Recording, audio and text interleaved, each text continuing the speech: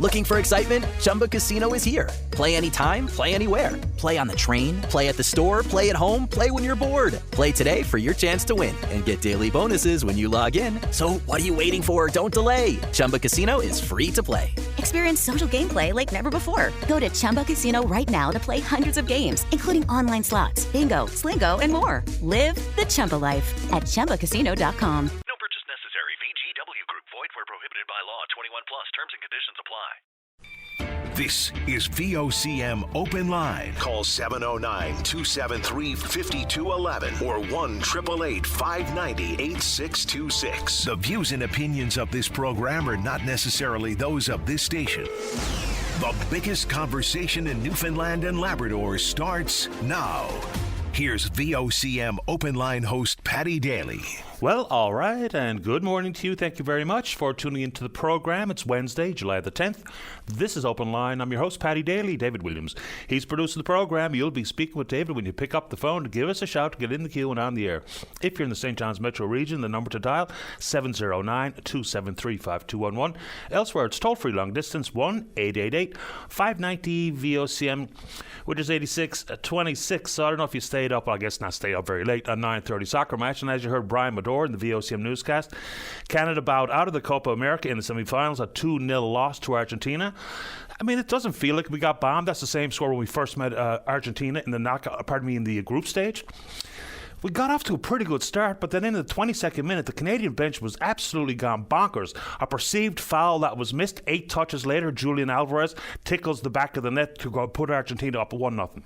The pitch was really sloppy. Water splashing around, the sand jumping up off the pitch at every touch. So it was a bit of a weird game. Then, of course, the fans got what they want, some 80,000 plus strong, when Lionel Messi scored in the 51st minute. So we're pretty much a Tier 2, Tier 3 kind of nation, and some of our top guys really don't show up on the biggest stages, but anyway, out we go. We'll play for bronze with the loser of the other semi, and for real quality soccer at the Euros. Spain and France yesterday was absolutely an astounding match. So what were you doing when you were 16? Lamine Yamal for Spain, a 16-year-old, scored an absolute cracker of a goal to bring Spain back into the game. They eventually went on to beat the French 2-1 after being down 1-0 relatively early. And of course, Wimbledon ongoing. Today in 2016 is the closest a man from Canada ever came to winning the Wimbledon title or any Grand Slam period. On this date, in 2016, Scotsman Andy Murray beat Canadian Milos Raonic 6-4, 7-6, 7-6. It was his second Wimbledon for Murray, his third Grand Slam title. And of course, he won all those during the era of the so-called Big Three, the Federer and Nadal and Djokovic. And so it's pretty tasty on the men's side, wide open on the women's side in singles. You want to talk about it? Let's do it. All right, so on that front, people, will come up to me all the time via email and or in person, the grocery store, gas station, talking about the problems that their youth are trying to find a job for the summer. And also at summer camps and the associated cost and daycare. And now this story is brutal. And this has been brewing for quite a long time. So there's an operating grant that's paid to the daycare operators, and it has to last 3 months. So it's hard enough to stretch out money over the course of 3 months, but then it's the concept of getting paid on time. So it was supposed to be in the bank account of the daycare operators on the first of the month. A week plus later, still no check. And as a result, Cindy Haley, the owner of ABC Academy, is closing the door. That operation is down in Flat Rock. She says she simply can't afford to turn the lights on, can't afford to feed their children when they come for their daycare throughout the course of the day. This is remarkable. We heard this story not that long ago. One of the most recent pay periods for the province's teachers, nobody got paid. Human error. Some file was not uploaded. Got rectified relatively quickly, but substitute teachers not getting paid properly. Replacement teachers not getting paid properly and or on time. So what is the actual issue here? I mean, we know the problems persist federally at the Phoenix pay system, but now apparently we've got an ongoing issue with operating grants being paid on time. It just does remind us all that conceptually speaking, $10 a day daycare is fantastic when we talk about affordability. Accessibility, still a work in progress.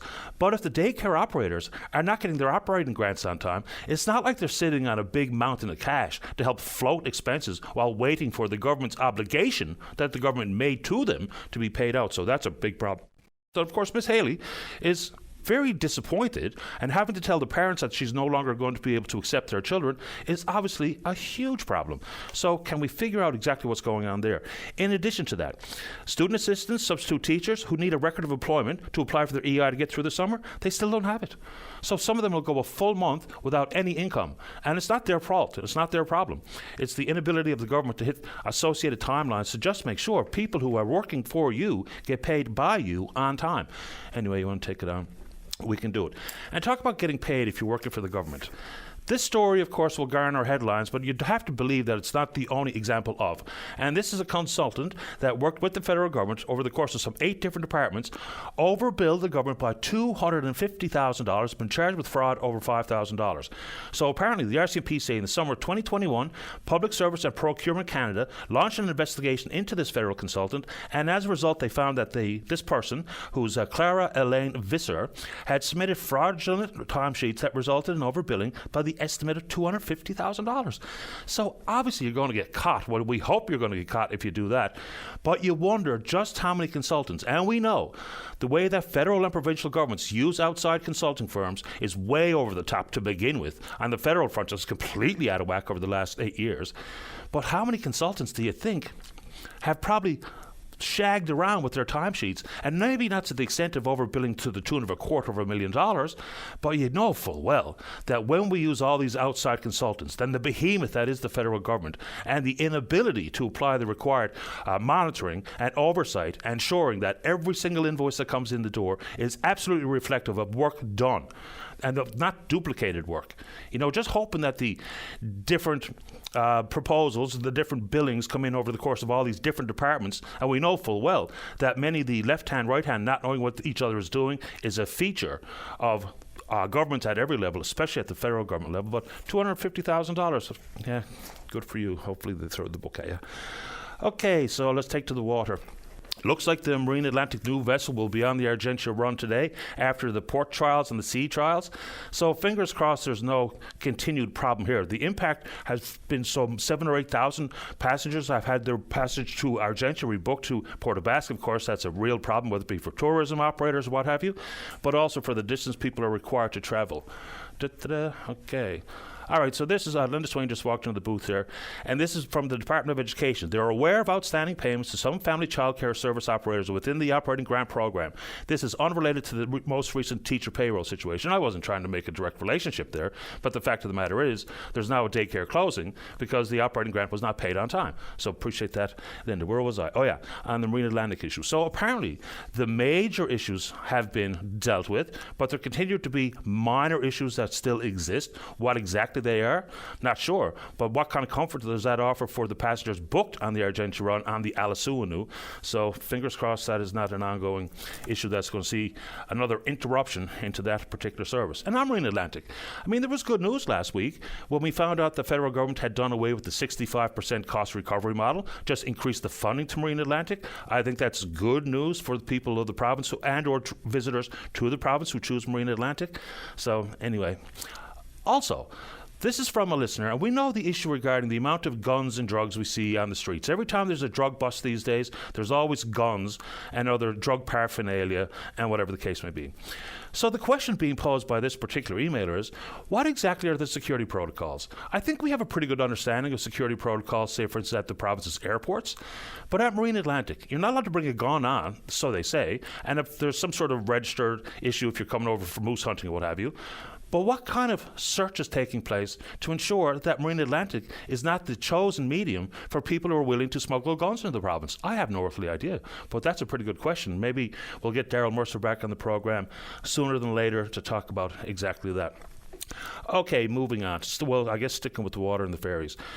So we know that the Veteran and the Legionnaire are back on their designated runs, but we also know now to the tune of $6 million to replace engines in both. Minister of Transportation and Infrastructure John Abbott is actually coming on the program this morning, so we'll see exactly what's going on there. But one comment that comes across is that, pointing back to the lack of oversight or the inappropriate or inadequate stewardship by the PCs. Of course, they were the party in power when those two vessels were ordered. They've been problematic since day number one. But once again, pointing the finger back over the course of 2015 and prior, I'm not so sure is exactly hitting the point. if this current government, which has been in power for quite a long time now, yes, it may indeed have been a problem with the party that ordered these vessels, but the continuation of the problem is hard to blame past governments at this point, isn't it? We're pretty far down the road, but we'll see what the minister has to say on that front. All right, let's move to healthcare for a second. So we know that Tom Osborne, of course, after 28 years has retired, and people were very quick to pounce on this one, is the fact that when we hear politicians say they're going to retire, of course, one of the things that to a man, to a woman, they will say is to have more free time, especially to spend with family. And lo and behold, right away, Mr. Osborne has landed a new job as General Manager of the Dairy Farmers of Newfoundland and Labrador and the School Milk Foundation. Now, certainly this won't be as demanding on his time as it would have been as being a Minister of Health Community Services. So, and Mr. Osborne, I guess, at this point, congratulations. And if anyone wants to talk about the fact that John Hogan has got a lot on his plate as being tagged as the interim health minister, in addition to his already pretty loaded portfolio, Minister of Justice and Public Safety, Government House Leader, the minister responsible for the Office of the Privacy Commissioner.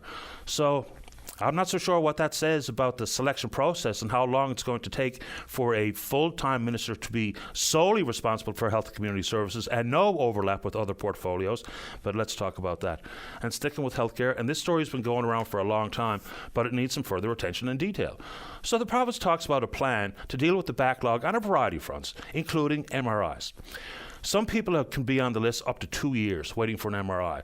There's about 7,000 people waiting for an MRI at this moment in time. You've seen the personal stories shared. When you don't get this diagnostic test, some of the things that may be treatable today may not be when you finally get your test results. So it's one thing to add MRI to the new hospital in Corner Brook or to add another one in St. John's. But apparently we don't even have the technologists. Expanding the hours and working on weekends and later to the evening. Of course, that sounds like it's going to deal with the backlog, but technologists working longer. So are we setting ourselves up for one of these other conversations regarding technologist burnout? Do we even have enough programs in place and seats around to train enough technologists? Obviously, there's jobs available because the backlog is extraordinary. People are leaving the province, spending out of pocket to get an MRI because they're worried about their health. So it begs the question, if the demand is so extraordinary and demand for an MRI has doubled over the course of the last decade, is there an opportunity or is there anything standing in the way of a private business person to bring a private MRI clinic to town? Now, I do think we have to be, careful and diligent and thoughtful when we privatize any step of healthcare. But of course, it's different if you're privatizing blood collection or diagnostic imaging versus getting a surgery. But people just want to be able to get these tests. Because if you're someone on that wait list, you've seen the stories as much as I have. People who had some pain, a headache, just to find out a year and a half later, it's a tumor. So privatization is a tricky piece of business, but something like diagnostics feels different to me anyway when we talk about maybe cash on the barrelhead for a surgery. But if you want to take it on, we can do it. A couple of more quick ones here. So as a result of access to information, the number of unclaimed bodies over the Health Sciences Centre doubled over the course of the year. I still can't really understand the play here. So it's one thing to move the freezer units or the reefers from out in the alley behind the hospital to an underground parking garage and all the money spent to expand the morgue itself. But when you add up those numbers, and you know that there's going to be people, whether it be cost of living and or bodies go unclaimed for whatever reason, we spend an awful lot of money to expand the morgue as opposed to come up with some pragmatic plan. If we're talking about, storing with more dignity, out of sight, out of mind, in a garage behind a wall, is there not a possibility to just have a formal arrangement with the funeral homes? That's one question that I can't seem to get a reasonable or meaningful answer to, but those access to information requests, pretty wild. Okay, a couple of environmental issues before we get to you. So the environment ministers from the provinces around the country have congregated in the city of St. John's today for a summit or a meeting. The Canadian Council of Ministers of the Environment, which is chaired by local minister, of course, Bernie Davis. The agenda, carbon management, climate change, of course. And it wasn't that long ago, just a couple of days ago, the federal environment minister. And of course, we do know that Stephen Guilbeault did greenlight the Beta Nord project. We'll see what Equinor has to say about that, hopefully in the months and years to come. But it does feel, and I saw people comment on this on social media, Stephen Guilbeault and his background, especially when we talk about his role in Greenpeace, and to stand on a wharf in Kitty about talking about some national urban park, and yes, more protected green space and national urban parks, they all make sense.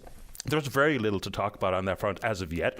No location has been decided. We don't really know exactly what it means. There's only one such park in the country just outside of Toronto. But what Minister Guilbeault and his role with Greenpeace, especially on the anti-seal hunt campaign, has in essence been a huge problem for the people of this province. A massive problem. Because all of the propaganda and the disinformation that was sent out worldwide by Guilbeault, by Greenpeace, has had a direct relationship, or certainly a correlation, with the lack of rebound in full of the northern cod stock. No growth since 2016. The moratorium in 1992, there was in the neighbourhood of about 3 million seals off the shores. Now it's approaching 8 million. And a lot of that has to do with people like Stephen Guilbeault and other like-minded who perpetuated the absolute BS and lies associated with what is a humane regulated hunt. And of course, he's here to announce that particular issue. And I don't know. All right, we are also being told by the Department of Environment here provincially that the 15 groups who are appealing World Energy GH2's proposal for the windmills on the Port-au-Port Peninsula, you know the play, every single one of the appeals has been rejected, denied. The minister responsible, Bernie Davis, once again says they went through the legislative process. They don't see anything in these appeals to require any reversal of decision, provincially speaking. And then, of course, some of these groups also were talking about having the Environment Assessment Agency of Canada intervene before the province gave the final green light. What that would have meant is intervener status, possibly for some of these groups, the possibility for funding of some experts to be a part of this process, legislatively and otherwise. But every single one of those appeals has been denied or rejected. Anyway, I'm going to take it on. And there's a lot we can talk about today. And I guess in the world of advancements in science and technology and adherence to climate change, today is Tesla Day, and it's got nothing to do with Elon Musk. Celebration of Serbian-born inventor, physicist, engineer, and futurist Nikola Tesla, born on this day and whose theories and work on the use of electricity, wireless broadcast, and alternating current is today renowned. He lived from 1856 to 1943, so happy Tesla Day to those who celebrate. We are on Twitter. And because we're on Twitter, just a very quick mention of this issue, just to make sure that we can put it on the front burner for people who are interested in federal public policy. And it was what felt like a bit of a rushed and pushed through Parliament before the summer break, and that's the digital services tax. So the big companies that are generating revenue from advertising in this country, like Amazon, Facebook, Google, Airbnb, it is a 3% tax on all of the revenue these companies generate in Canada. We know that local media advertising opportunities have dwindled. Why? The impact of the giants. I mean, it stands to reason. People want their message seen by the most eyeballs and heard by the most ears. So it feels like the government wants to pay some adherence to it, but we also know what's coming with that. These companies are not going to eat that 3% tax. They're going to pass it on to us, quite likely. So while the government is talking about the amount of money to be generated, the PBO, the Parliamentary Budget Office, says the new government digital sales tax could lead to an additional $7.2 billion in federal tax revenue over the next 5 years. But does that simply mean that me and you are going to pay an additional $7.2 billion worth of fees for subscribing to some of these particular companies? Anyway. Then, of course, it's what might be the retaliation come from the Americans. That could be a huge problem. Of course, by far and away our largest trading partner, and they're automatically and very quickly talking about making it more expensive for goods to be exported from Canada into the United States. So it could indeed be a double whammy. And don't take it from me, the Americans have said very quickly that they're going to use all tools available to push back against this particular digital services tax policy implemented by the government very recently. We're on Twitter. We're VOCM Openline. Follow us there. Email address is openline@vocm.com. When we come back, let's have a great show that requires your participation. So pick up the phone and give us a shout. Don't go away. Welcome back to the show. Let's begin on line number 4. Willis, you're on the air. Hi, it's Willis Paula calling. I'm from around Bay in a bit of a hurry, so I'll be so brief as I can. Anyway, I just want to talk about the health care in the province of Newfoundland and Labrador, and it's bad all around. I lived in different parts of Canada. But what really needs to be done is our government, from federal right down to municipality, needs to take an order of, instead of closing down emergency rooms, open them back up, even if they got to pay doctors more money to come in here. It's ridiculous that people got to wait 12 hours and then be sent home and leaving hospitals because they're not seen to by a doctor. How do you open an emergency room without the required emergency room staff? Well, it's a problem right along the line. I mean, I've been in emergency before, and the Whitburn emergency closed down, and that encompasses a whole area. So, like, you know, they need to hire government. Point blank needs to put money where it's needed, and needed is our health care, because people are dying because of not being looked after.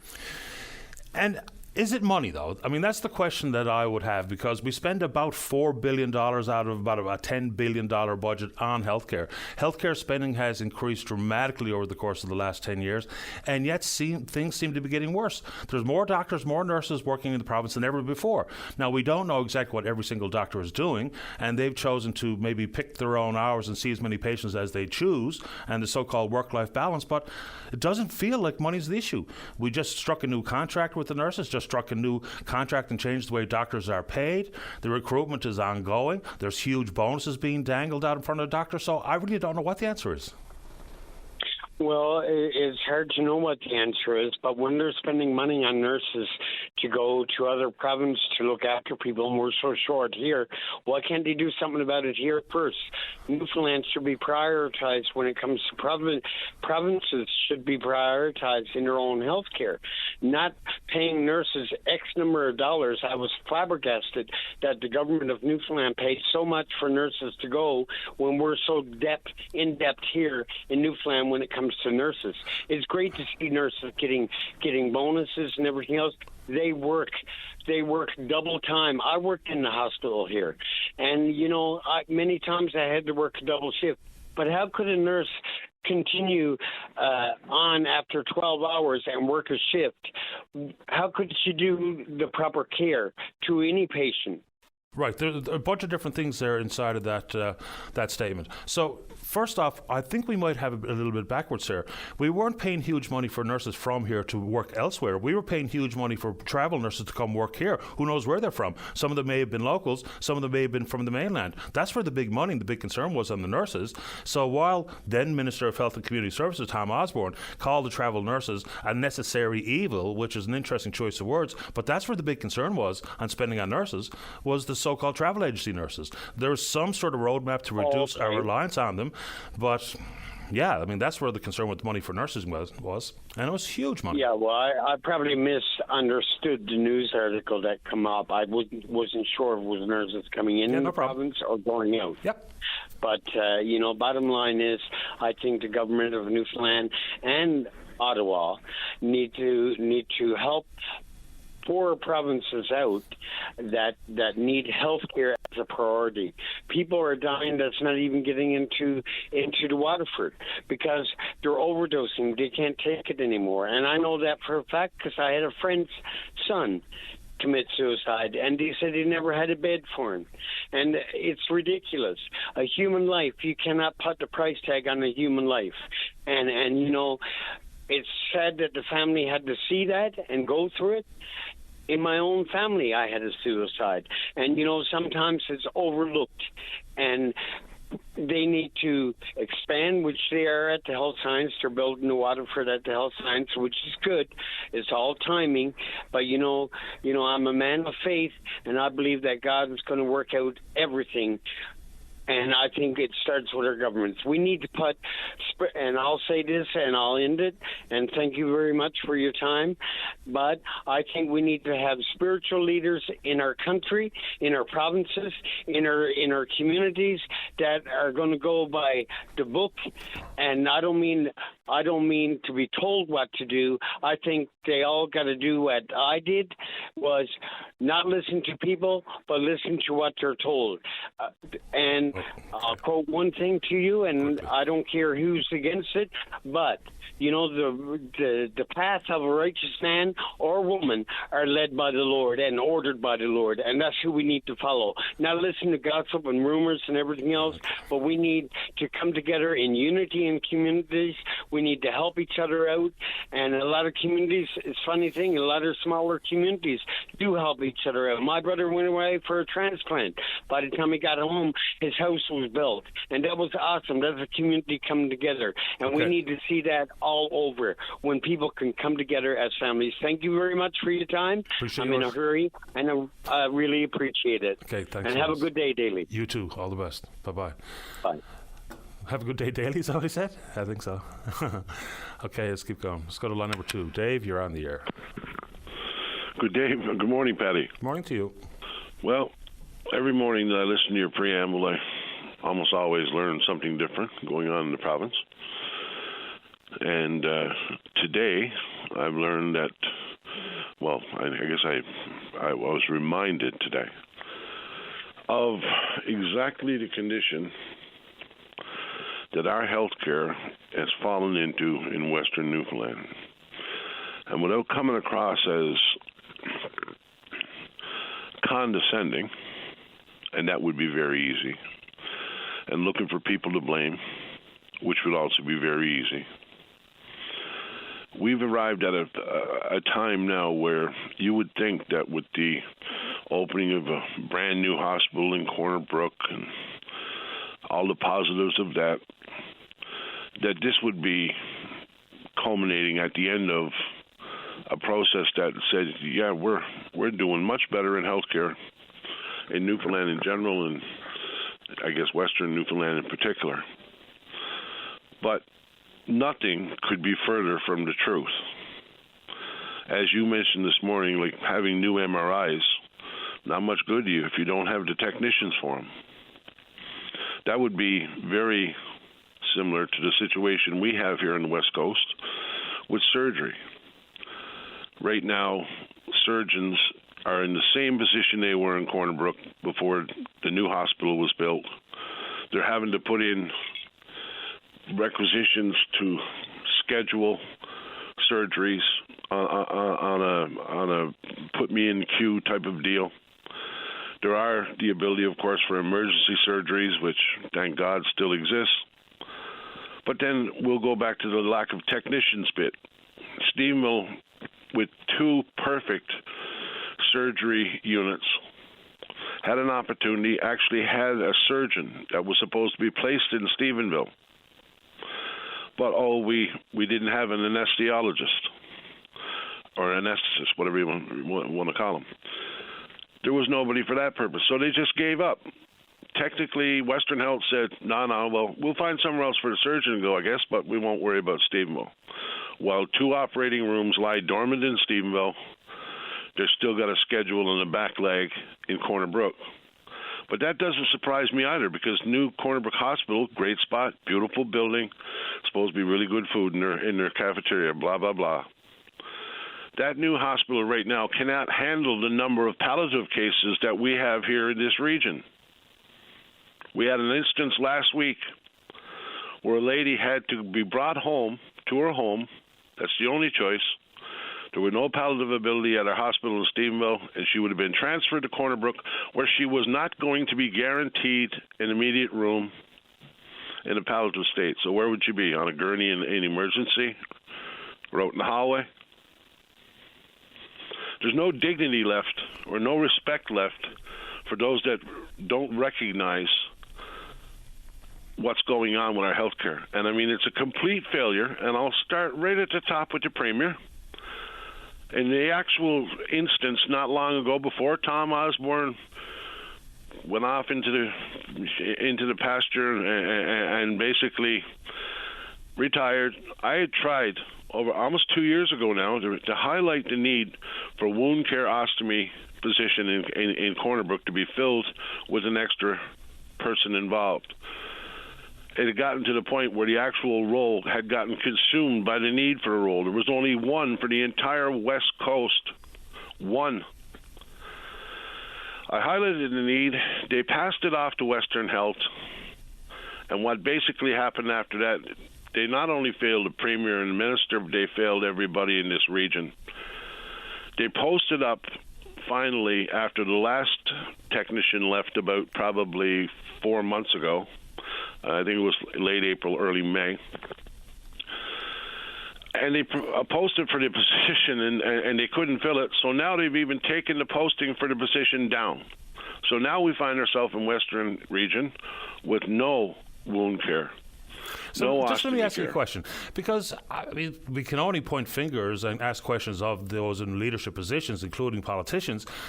But what are they not doing that you think they should be doing? Because when I hear people say, and it doesn't matter what party we're talking about, is that they simply don't care and they're willing to leave these positions vacant, when in fact, if you look across the country, rural parts of Canada are having the exact same struggles. And there's a political victory here.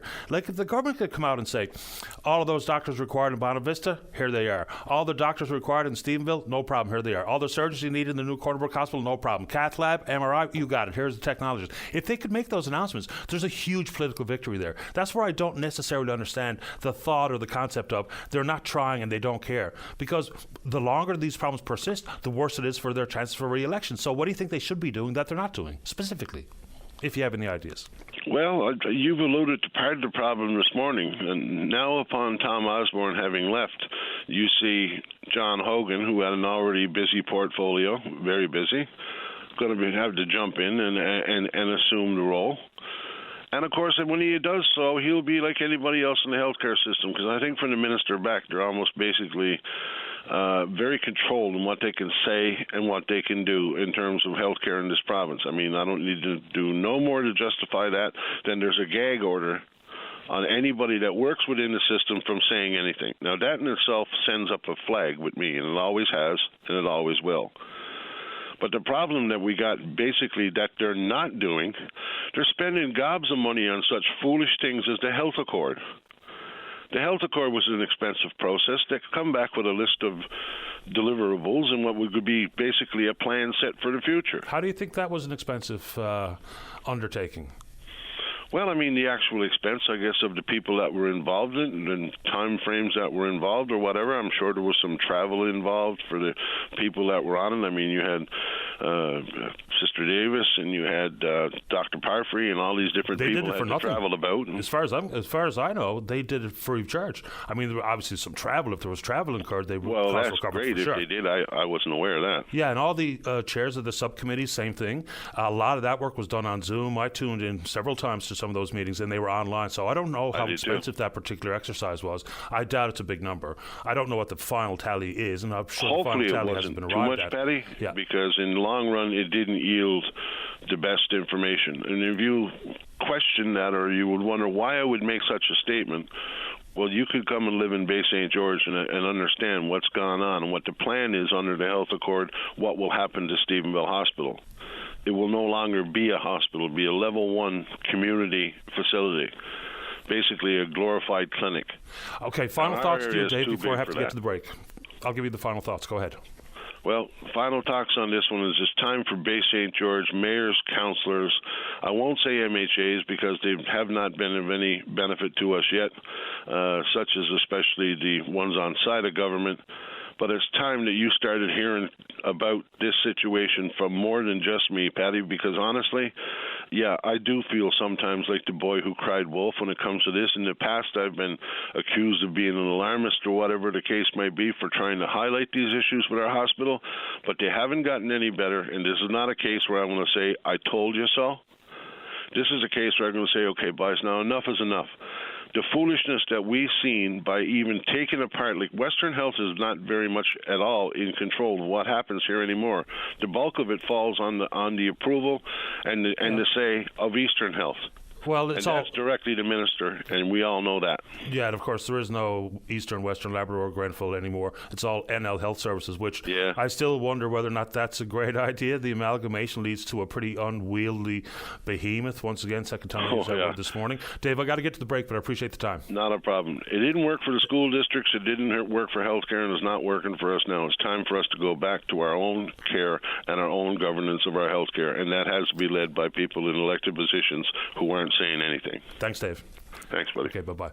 I'd still like to know what, bringing the NLESD into the Department of Education. We're told it's going to achieve some sort of savings being reinvested into the students and the teachers. Has that happened? Do we know exactly what that roadmap looks like? Anyway, let's go ahead and take a break. When we come back, the Minister of Transportation and Infrastructure is John Abbott. He's in the queue. Don't go away. Welcome back to the programme. Let's go to line number 4. Say good morning to the Liberal member for St. John's East, Kitty Vitty. He's the Minister of Transportation and Infrastructure. That's John Abbott. Minister Abbott, you're on the air. Good morning, Paddy, and how goes your summer so far? So far, so good. Thank you. How about you? Good. Busy but good. Thank you. Out of curiosity, so we know that Tom Osborne has retired after 28 years. John Hogan has been tapped as the interim minister. Of course, he has a legal background. You do indeed have a healthcare background as the former CEO of the Canadian Mental Health Association. Were you asked or offered the job? Paddy, I'm going to pass on that. The Premier in his interview on Friday mentioned, because I happened to be there, that he was going to look at an acting appointment for the time being.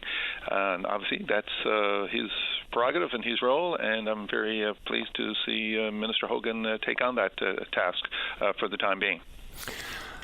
Okay, so would you be interested if tapped? Again, I'm going to pass on that as well. Had to try. We're looking for an update on the Canning Bridge. Caller from Marystown yesterday talked about the fact that we thought that with the news release on the 1st of February, given a time frame of some 6 months, and the Canning Bridge would be replaced by the Bailey Bridge. He says not even a rock in the water yet. What's the time frame when people can anticipate the Bailey Bridge to be in operation there? And that's sort of the main reason I wanted to call in and just to clarify things. So in the announcement on February 1st, we were quite clear after a fair bit of consultation with the town and the community and stakeholders there that before we could get to replacing permanently the Canning Bridge, we would come up with the temporary or Bailey Bridge concept. And that was all agreed. And we had to make an application to Transport Canada, the navigable water section. Their job is to review and approve any bridges that obviously go across navigable waters, such as there in Marystown.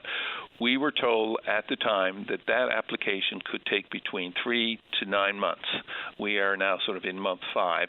Now we're working and going back and forth, exchanging information with them. We've impressed upon them the importance of getting as quick a response and approval as possible. We've written them to that effect as well. They know our need. They are working on it, but we're still in a bit of a holding pattern. Meanwhile, we have design completed. Once we have the approval, we got a couple of weeks to just get our package of materials together. We'll be putting out a tender that will turn around very quickly, and then we can get the construction started. The main aspect of the construction will be sort of piers on either side of the current waterway there, and once that's in place, that's sort of the heavy civil activity, we will then be able to place the Bailey Bridge sort of on top and secure that, because that's a prefab bridge, and then that will be just put in place, and we have those around the province. This would be one of the largest ones that we would have installed, and it's a challenge to our engineering community, and they've taken that on, and so I'm looking forward to getting this in place as quickly as possible, of course. So what's best case scenario for timeline? Well, the best case I'd say right now is that we will get something started in the fall, and we may go into the winter months. But as I said, if we get the approvals over the next couple of weeks, we can get this moving. As I said, the heavy duty is really getting the piers on either end, and then we can get just place the bridge on top of that. So that can be done into the late fall, early winter if need be.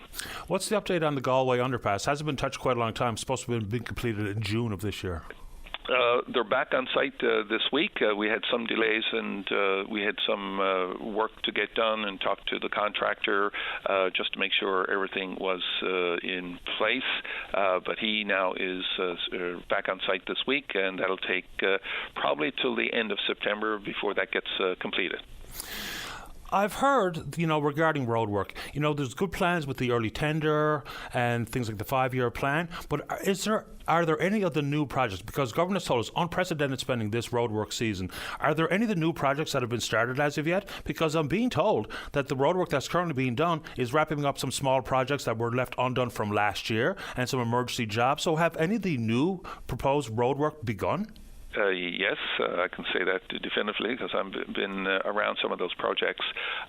We have currently $186 million either tendered and or under construction as we speak. We have another batch of tenders that we will be approving over the next week or so. So we'll meet and planning to meet our target of $250 to $280 million of work that'll be tendered and or constructed this year. And we will obviously next year we'll look at increasing that based on the $1.4 billion that we have approved over 5 years. So we're quite comfortable with that. We're roughly on schedule where we thought we'd be. Now with the heavy rain and miserable weather we had, that slowed down some work that we contemplated, and certainly some of the maintenance work we want to get done. And now that the weather's improved, we'll be moving literally full steam ahead. You know, it's a big concept of value for money spent. So inside the world of tender, early tenders is one thing, but has government changed the approach to tender? What I mean by that is a different tactic regarding the bed preparation or chemical composition of the asphalt or thickness of the asphalt, because seemingly we don't get a very long amount of time out of the newly freshly paved roads. It's not long before they're pitted and they're rutted and there's potholes. So has there been any change to the physical composition inside a tender? So that, Penny, is constantly under review, and we work with what other jurisdictions and what the experience that they have. Certainly, there's the technical side of that, and we did some reviews over the past year or so, and looking at the composition exactly as you referenced, and we made some changes. So obviously, we want to make sure the pavement has a longer life and a durable life. And we're always focused on that. The challenge we have, obviously, the winter conditions, freeze-thaw cycle does sort of impact us, particularly here on the East Coast, less so central and west and up in Labrador. And so we're always combating that and talking to the engineering community as to how we can improve on that. At the same time, we work with the contractor community to make sure we keep them apprised, get their input, and they have the real life and practical experience, so we incorporate that in as well. And but we have heavy traffic, and we're always with my colleagues in the digital government who oversee the traffic control, shall we say, and weight control and all of that to make sure that the truckers communities follow the rules, because they're the heavy, the culprits, if there is one, in terms of the loads. And sometimes there's some of the rules are not followed, and we're constantly on their case to make sure they do follow the rules and move the loads when they can and when they can, certainly in the springtime, and because if they get on early, they do damage the roads, and that's something we're obviously conscious of. So given that answer, is it fair to say that you acknowledge the fact that we are not getting good value for money spent on road work?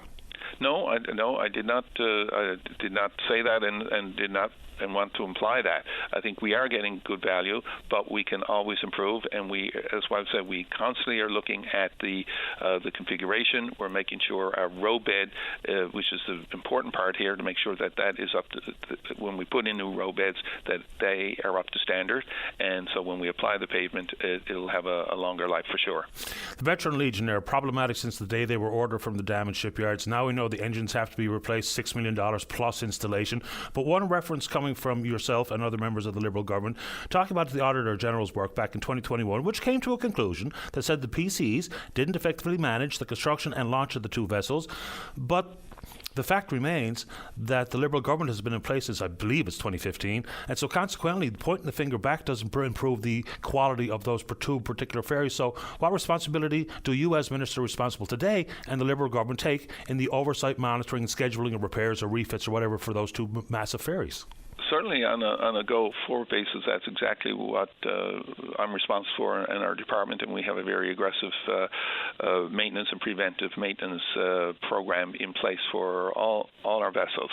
But if you start with a lemon, you're going to have trouble, and that's really what the problem is. The PCs, and David Brazel was the minister today. They took a shortcut, and now we are paying for that. So that's factual, and the AG's report says that in spades. So we're left with the cleanup, as it were. And as I said earlier this week, when we have the vessels on dry dock, we make sure that our senior staff are down overseeing every aspect of that work. When Labrador Marine were building their new vessel, the Astron, they had their general manager move over and oversee the work. So that's a big lesson learned, and anything we do in the future, obviously, we'll have that in mind. That being said, we have great work getting done, but a lot of the mechanical and particularly the electrical, because they are sort of integrated in those two vessels. When one system goes down, it triggers the other, and that's what happened this spring. We thought we'd have this work done, but then it triggered one system, and then another system, and then another system, mainly because of the lack of oversight by Minister Brazel and his team at the time. Are you confident that a replacement vessel to be leased will be in hand before we take the Veteran or the Legionnaire off their respective runs? Well, that's what I've committed to. It's a supply and demand issue. So we are working now and scouring really the marine market to find the right vessel, and assumingly we will be able to secure that. We will have that in place. In the meantime, the Flanders is on dry dock. We're getting good news that the degree of damage that we thought was there is not, so we will probably be able to get that vessel back in play sooner than later in the fall, because I had commented that it could be even late as the winter, but the recent diagnostic test that was done would suggest that the damage wasn't as severe as we initially thought, so that will be beneficial. So we will have a good fleet of vessels, and we just want to get the right ones and making sure our folks both in Fogo and Change Islands as well as Bell Island are getting the service they deserve. I appreciate your time, Minister. Thank you. Thank you, Paddy, and all the best. You too. Bye-bye. As John Abdi's the Liberal member for St. John's East Kitty-Vitty, the Minister responsible for infrastructure and transportation. Let's take a break. Don't go away. Welcome back to the program. Let's go to line number 3. Good morning, Michael. You're on the air. Yeah, it's been a while since I phoned Patty. My sister went down Newfoundland for a vacation there, and I guess the rentals are very expensive, For, I think, 3 weeks it was like over $2,000, Yeah, sounds about right. And someone told me that Newfoundland is getting to be the most expensive place to live now. They told me that there earlier.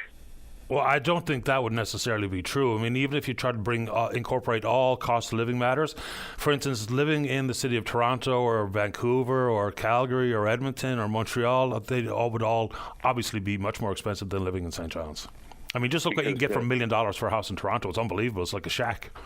Yeah, but I was going to go to Newfoundland, but I changed my mind because I was going to get a short rental, and with no food or nothing, you're looking at $1,800.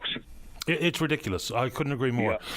So I changed my mind. I took an all-inclusive package for 3 weeks for $1,500. Where are you going? I'm going back to Cuba this weekend. Nice. Good for you.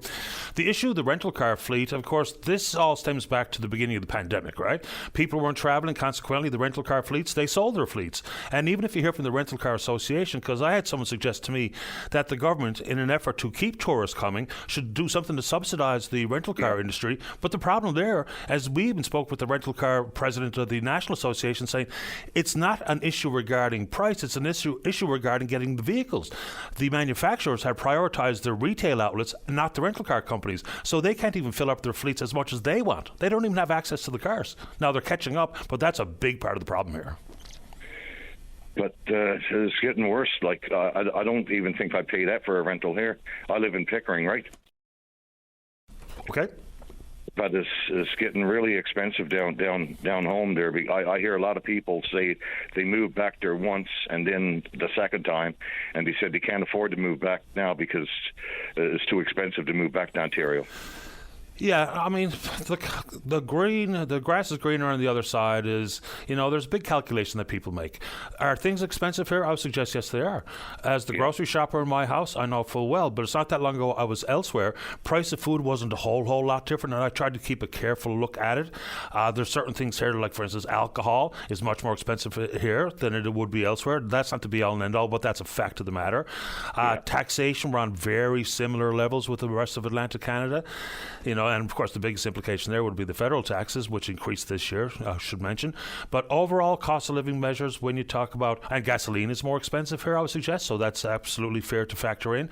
But one of the places where we do offer a bit of a break is in housing.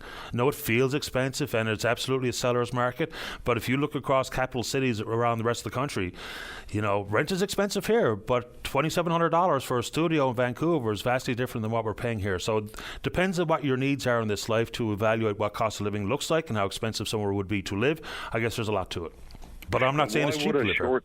Why would a short stay for 3 weeks, like you don't even get a coffee or nothing, it's like $1,800? That's insane.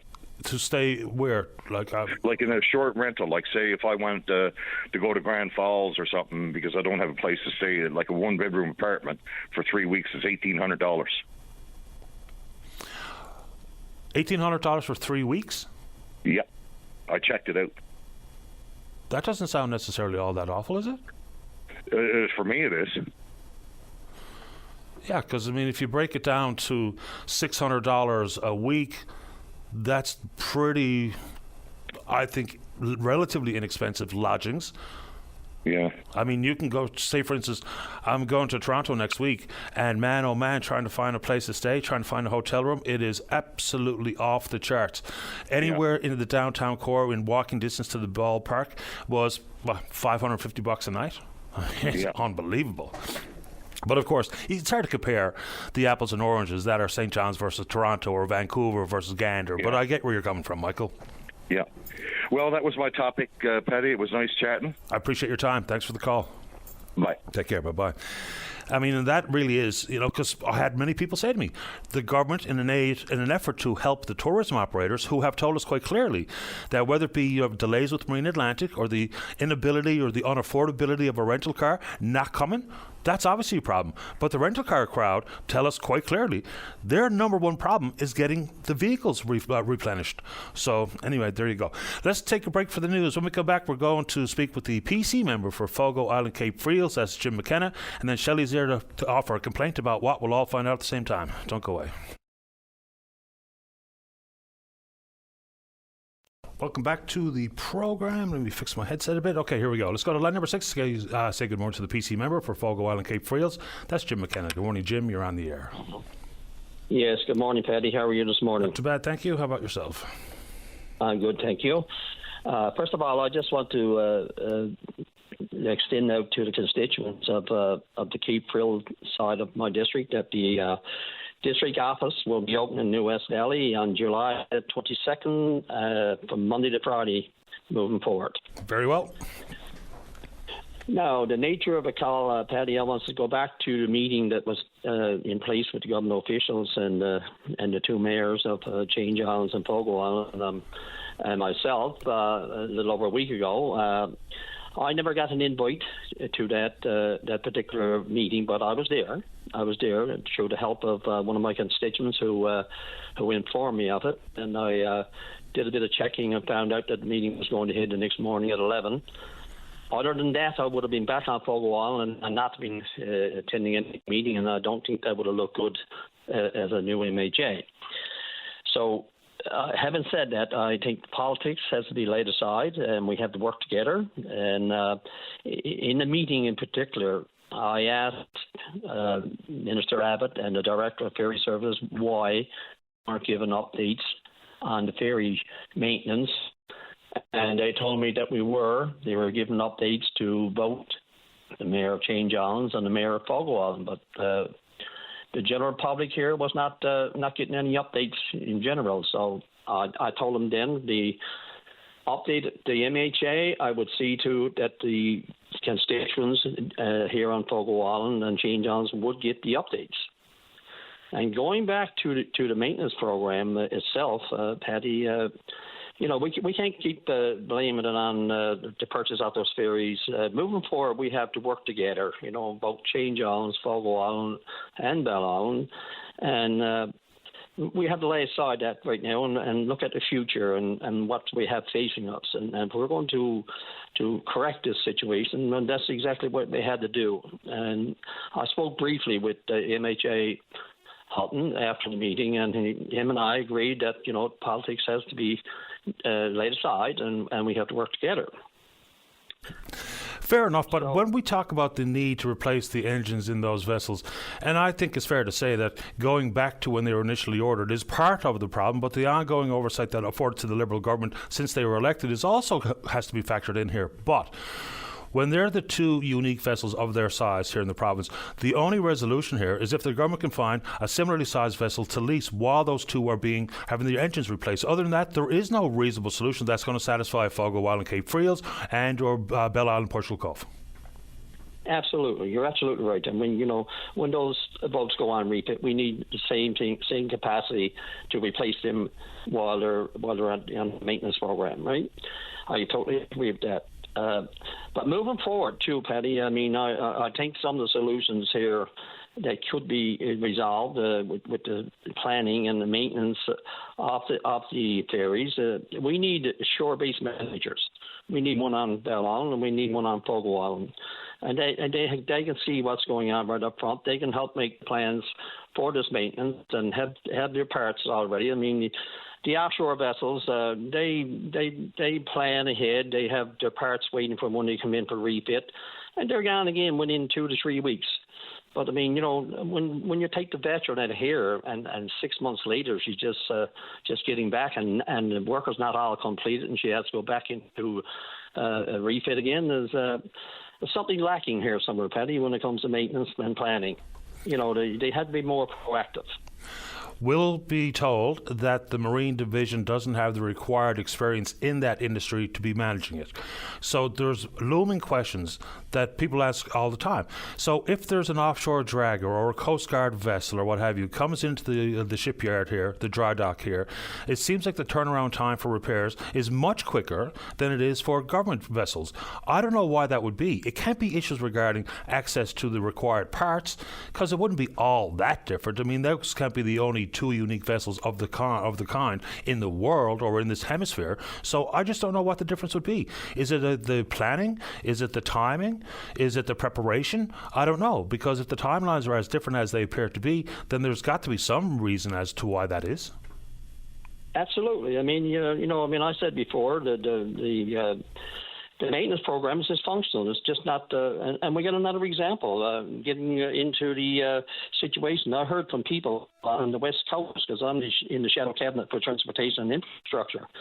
And, every time you have a rain event, there's a problem with flooding. And, this particular area that they were talking about was Steady Brook, and that's the direct route to the airport over there. And I saw the pictures, and it looks awful. And that section of road is not too long being done with new culverts. So I don't know what the problem is, how planning is done, or who's got what input into this this maintenance thing. Don't know. And again, when we have the issue is very specific to the veteran and the legionnaire. We can talk about the fire on the Flanders, and hopefully that's the good news that Minister Abbott reported today. And whether it be some of the other lesser sized ferries across the province, when they're out of service, we can kind of float around some boats that kind of pick up the slack. But when you talk about the active tourism season and the commercial fishery at the point in your district, there is no answer, because if you take the Legionnaire off the Bell Island run, then simply create a problem for Bell Island. So again, this is all going to boil back to as to whether or not the province is successful in A, securing a comparable sized vessel for the pending engine repairs or replacement, and B, trying to figure out exactly what the Marine Division does that's simply not working. And with the answer to that question, I have no idea. No, I don't have any idea, but I know that we need, especially here on Fogo Island, we need a user committee, independent to the town council whatsoever. The transportation part of the town council didn't seem to work, and they pulled away. So I think, in the future, they might be calling a public meeting and forming a user committee that can oversee the operations. And again, I had to go back to shore-based managers, and I think that's the key right there. We've had it here years ago, and it worked quite well. And I think it can work quite well again. And another issue too, Paddy, while we're on the topic, right now I got some calls from my constituents over the concerns of the sand trucks. they're starting to truck in sand for the winter season, right in the midst of our tourist and fishing season, busy season.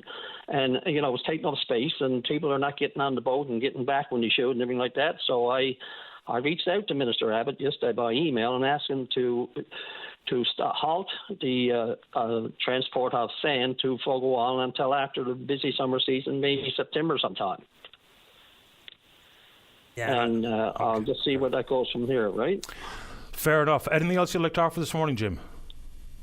No, that's pretty well it, Paddy. I just get concerns what's going to happen in the fall if the veterans taken out of the pier and they don't have a replacement vessel. We're back to square one, and we're going to have to go through this whole mess again.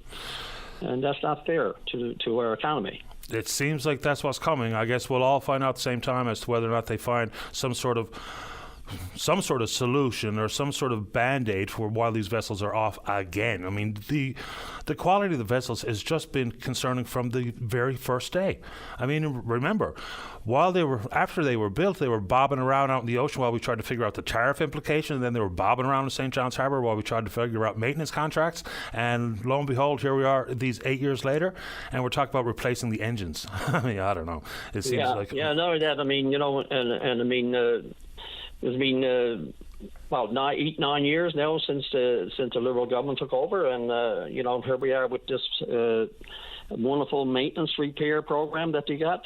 I mean, it's sad. It's shameful. Appreciate the time, Jim. We'll certainly try to stay on top of it as best we can. Sure. Thank you, Paddy. You have a great day. You very same too. Take care. That's Jim McKenna. He's the PC member for Fogo Island Cape Friels. Let's take a break. When we come back, plenty of time for you. Don't go away. Welcome back to the show. Let's go to line number 5. Shelley, you're on the air. Hi, Patty. How are you this morning? I'm doing okay, thanks. How about you? Not doing okay, but that's all right. I'm calling about a custody battle between two parents.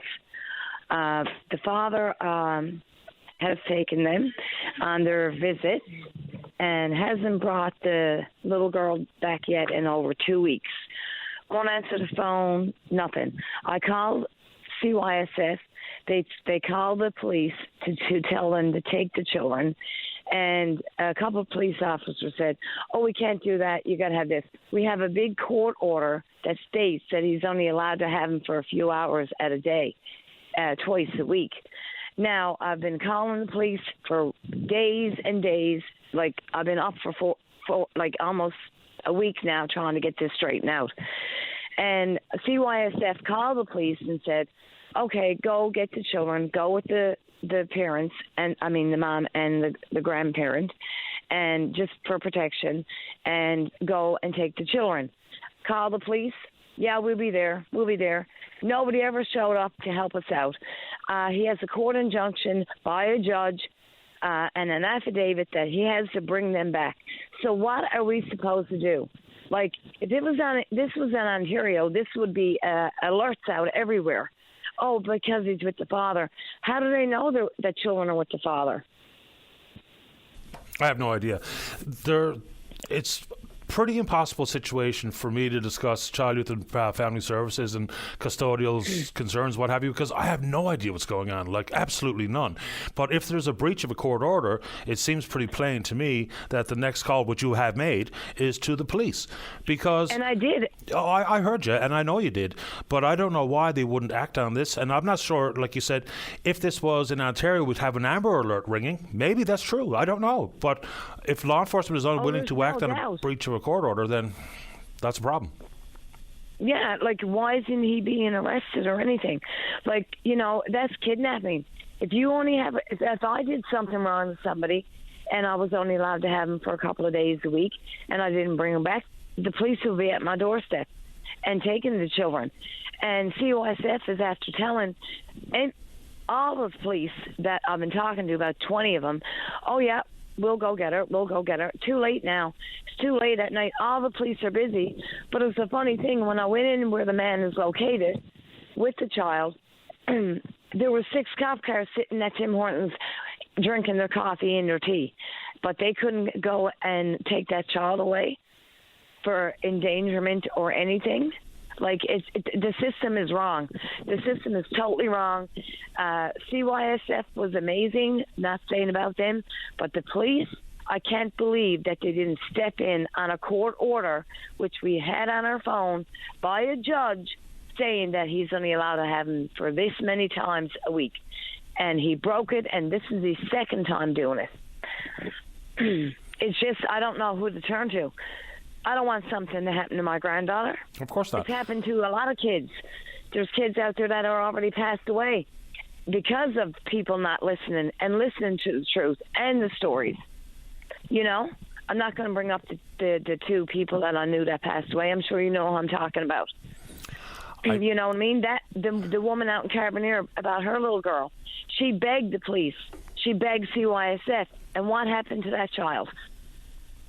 You know what happened. She's not here no longer. So it could happen to my granddaughter, too. So, you know, I know there's always two sides to the story, but I have a court injunction stating what he's allowed to have and not. And nobody is listening. One police officer said, "We'll be there, ma'am. We'll guide you in so nothing happens to you." Waited for him to call. I went in, I called the police and said I was there, and then they said, "Oh, well, we're not coming now." I said, "Well, there's 6 cop cars parked across from Tim Hortons parking lot having their coffee. We're really busy." "Well, it can't be too busy if there's 6 cop cars there having coffees and teas." I just want to know what avenue I have to go through next. Like, I've got a court order going into family court now to get them taken, an emergency court order by a judge. But, like, how long does it have to wait? This is going on 3 weeks now. You know, we haven't heard from the child. He won't answer the phone, nothing. If there's a new emergency order signed by a judge of family court, I think that automatically triggers law enforcement intervention. Yeah. Yeah. Now now I got to wait on that. So how long does I have to wait? How long do we have to wait for that? Oh my gosh, I don't know. That's another thing. I want to pick up on something you said. So you say this is the second time that the court order has been breached? Yes. He last month. I was told not by your other worker not to say it, but last month he broke the court order again, and he had to bring him back, and he had him for over 2 weeks. But when I went and knocked on the door, he attacked me, and I had to go to hospital.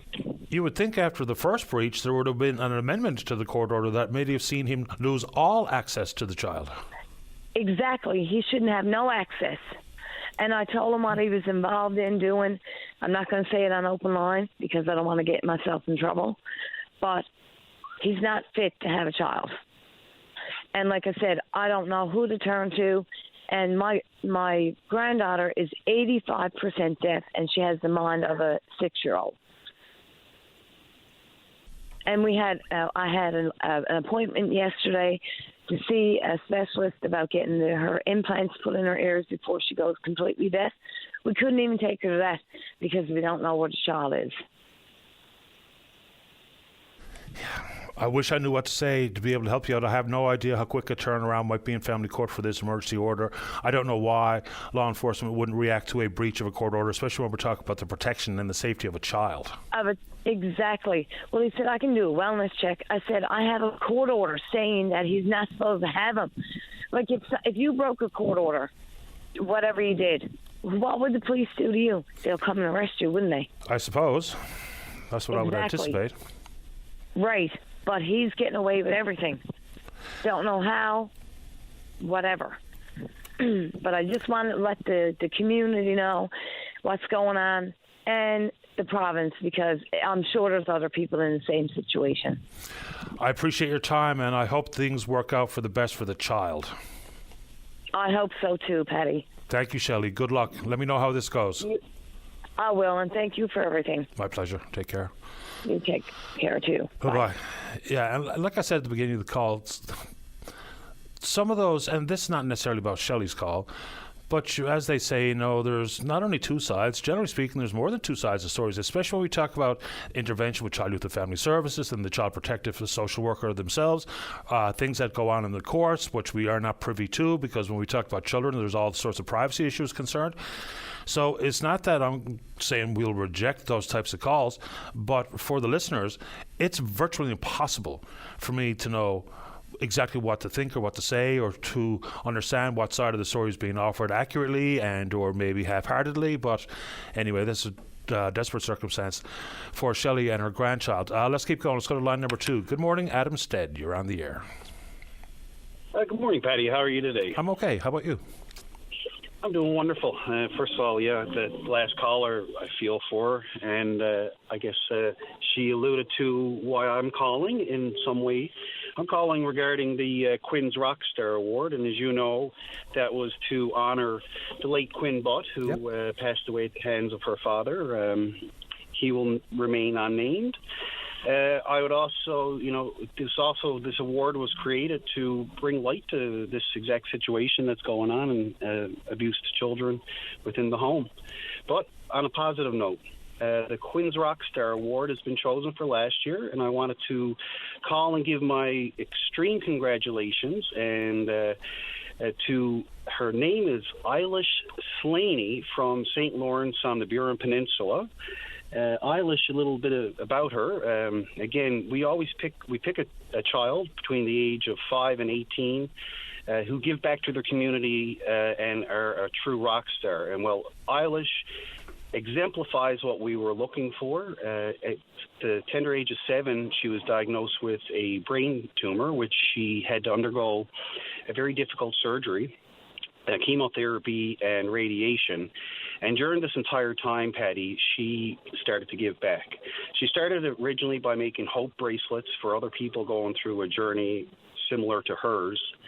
And throughout, since this time, she went on to start her own lemonade stand. She started to do different fundraisers to the point where she's raised over $80,000 for the Janeway.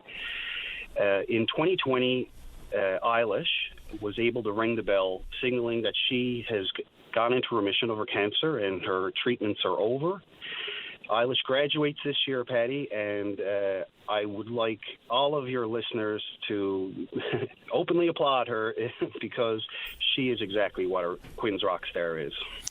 Hear, hear. Bravo to Eilish. I'm glad to hear about her health and, of course, her charitable spirit. So, obviously, a deserving recipient of this year's Quinn's Rockstar Award. And I believe, Quinn was from Carbonear, and I think last year's award winner were a couple of girls from Carbonear, weren't they?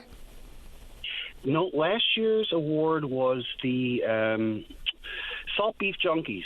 They, right. 3 young boys. Yeah. And they volunteer going around to nursing homes playing. They play every single weekend at O'Reilly's. They're another great example of what a Quinn's Rockstar Award is. Absolutely right. And I think that I'm going to take this opportunity to thank and congratulate you as well, Adam, because you've been a real driving force behind this and done a lot of good work. So it's not just about the Rockstar Award. There's also been a room remodeled in one of the, I think it's at Iris Kirby House, in memory of Quinn. So you've put a lot of effort into this. There's also a playground that's been built outside Paradise Elementary, I'm pretty sure, that you've been the driving force behind as well. So bravo for what you're doing. Oh, no, thank you. I'm honored to be able to honor Quinn. How's Andrea? She is doing well. She has a young daughter now, which is the apple of her eye. We were chatting last week. Her Aunt Kelly gave me a push to make sure we get that award given out now that school is finished, and I thank you, Kelly, for giving me that push. And Andrea is doing phenomenal. She's doing really, really well, and her little girl, like I say, is brightening her days. I appreciate the update here this morning, Adam, and please pass along my best to the family. I absolutely will, sir, and thank you for everything you do, Patty. Take care. You too, Adam. Stay in touch. Bye-bye. So Eilish obviously sounds like a tremendous young lady.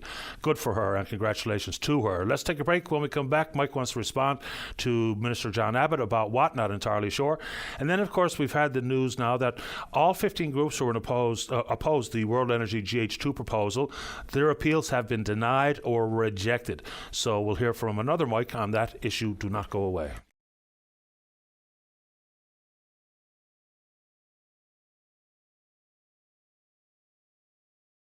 Welcome back to the program. Let's go to line number 1. Mike, you're on the air. Yeah, good morning, Paddy. Morning. Paddy, listening to John Abbott, and it amazes me how these politicians can con the people with their statements and that stuff and get away with it. Mr. Abbott is blaming the PCs. Well, the PCs, sure, they bought vessels that probably should not have bought or designed them. But that doesn't give them the right now to waste hundreds of millions of dollars doing repairs and that and stuff that don't have to be done, and is greatly exorbitant. Like these repairs that held up the veteran, they're perfectly good working system. It's still working on the Legionnaire while she was in dry dock, and they decided that they were going to take it out for whatever reason or whatever, because of the management in the Confederation building, and mostly because of the deputy minister. Okay, just for clarity here. So if the repairs are required or the engines need to be replaced, what option does government have but to replace them?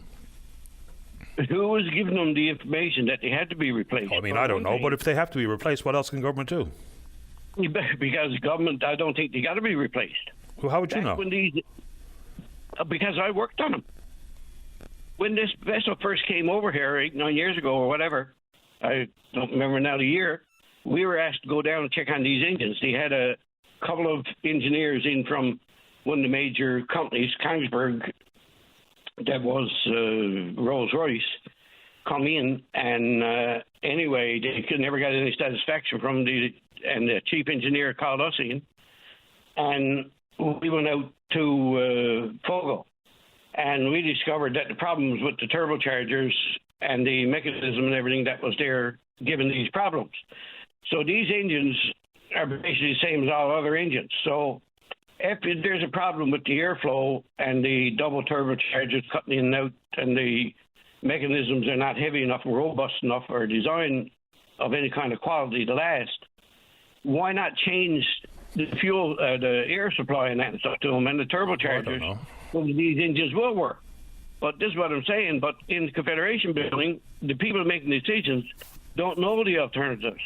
They're going with the most expensive way possible.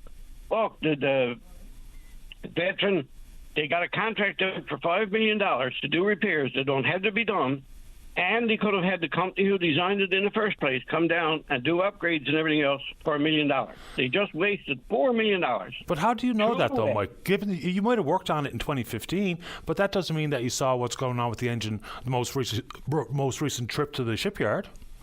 Yes, I do. I'm talking to the engineers and everybody else into it.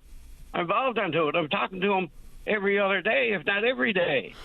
I know what's going on with it. I worked on these systems. I worked with Texol who designed it in the first place. Okay, well, do me a favour. Do me a favour. As opposed to second-hand, you get one of those engineers to send me an email or give me a call and let me know that the government is wasting money because they think the repairs can be done for less money. They can't. They're on a gag order. They were ordered. They're not even allowed to talk to their wives about what goes on aboard the boats. But they're allowed to talk to you. The death of the people in the Confederation building. They'll be fired in no time. They were fired immediately. They even had meetings with people on that and stuff, not to go giving out information. And it was all directed at me because they give me the information to pass on because they're all afraid of them.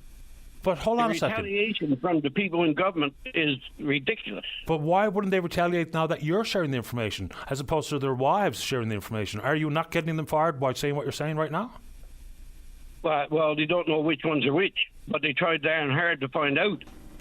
And like I said, they threaten them. They send out emails and that and stuff telling them that put gag orders and that on them. And they've done everything to try to find out who was telling me the information. If they find out the information, whoever was giving it to me, that's it. They'll be gone. They'll never get another job back there.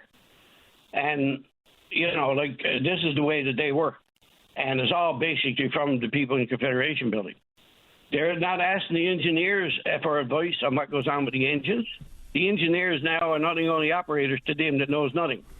And they will not question or ask them for advice, which was the way it was one time. The engineers were in charge of the refits, what work had to be done and everything else.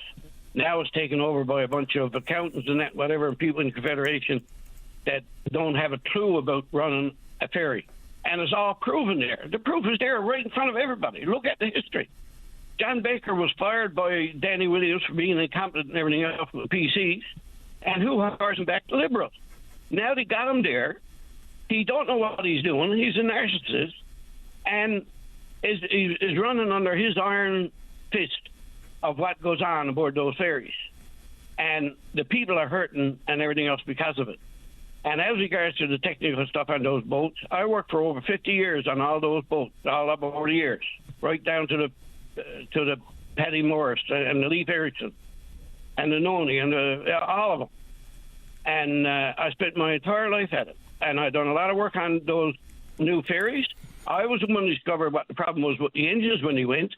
I was the one that pointed out that there wasn't a brake on the props, and they were windmilling and turning the gearboxes without any oil going through them because of the wash from the other propellers. And I discovered all of this. But then when the Confederation building gets a hold of it, I'm out. I'm gone. I'm not allowed to go at it anymore. I pointed out numerous problems with them, with lists that were safety hazards. And the boat shouldn't have been sailing, but it all fell on deaf ears.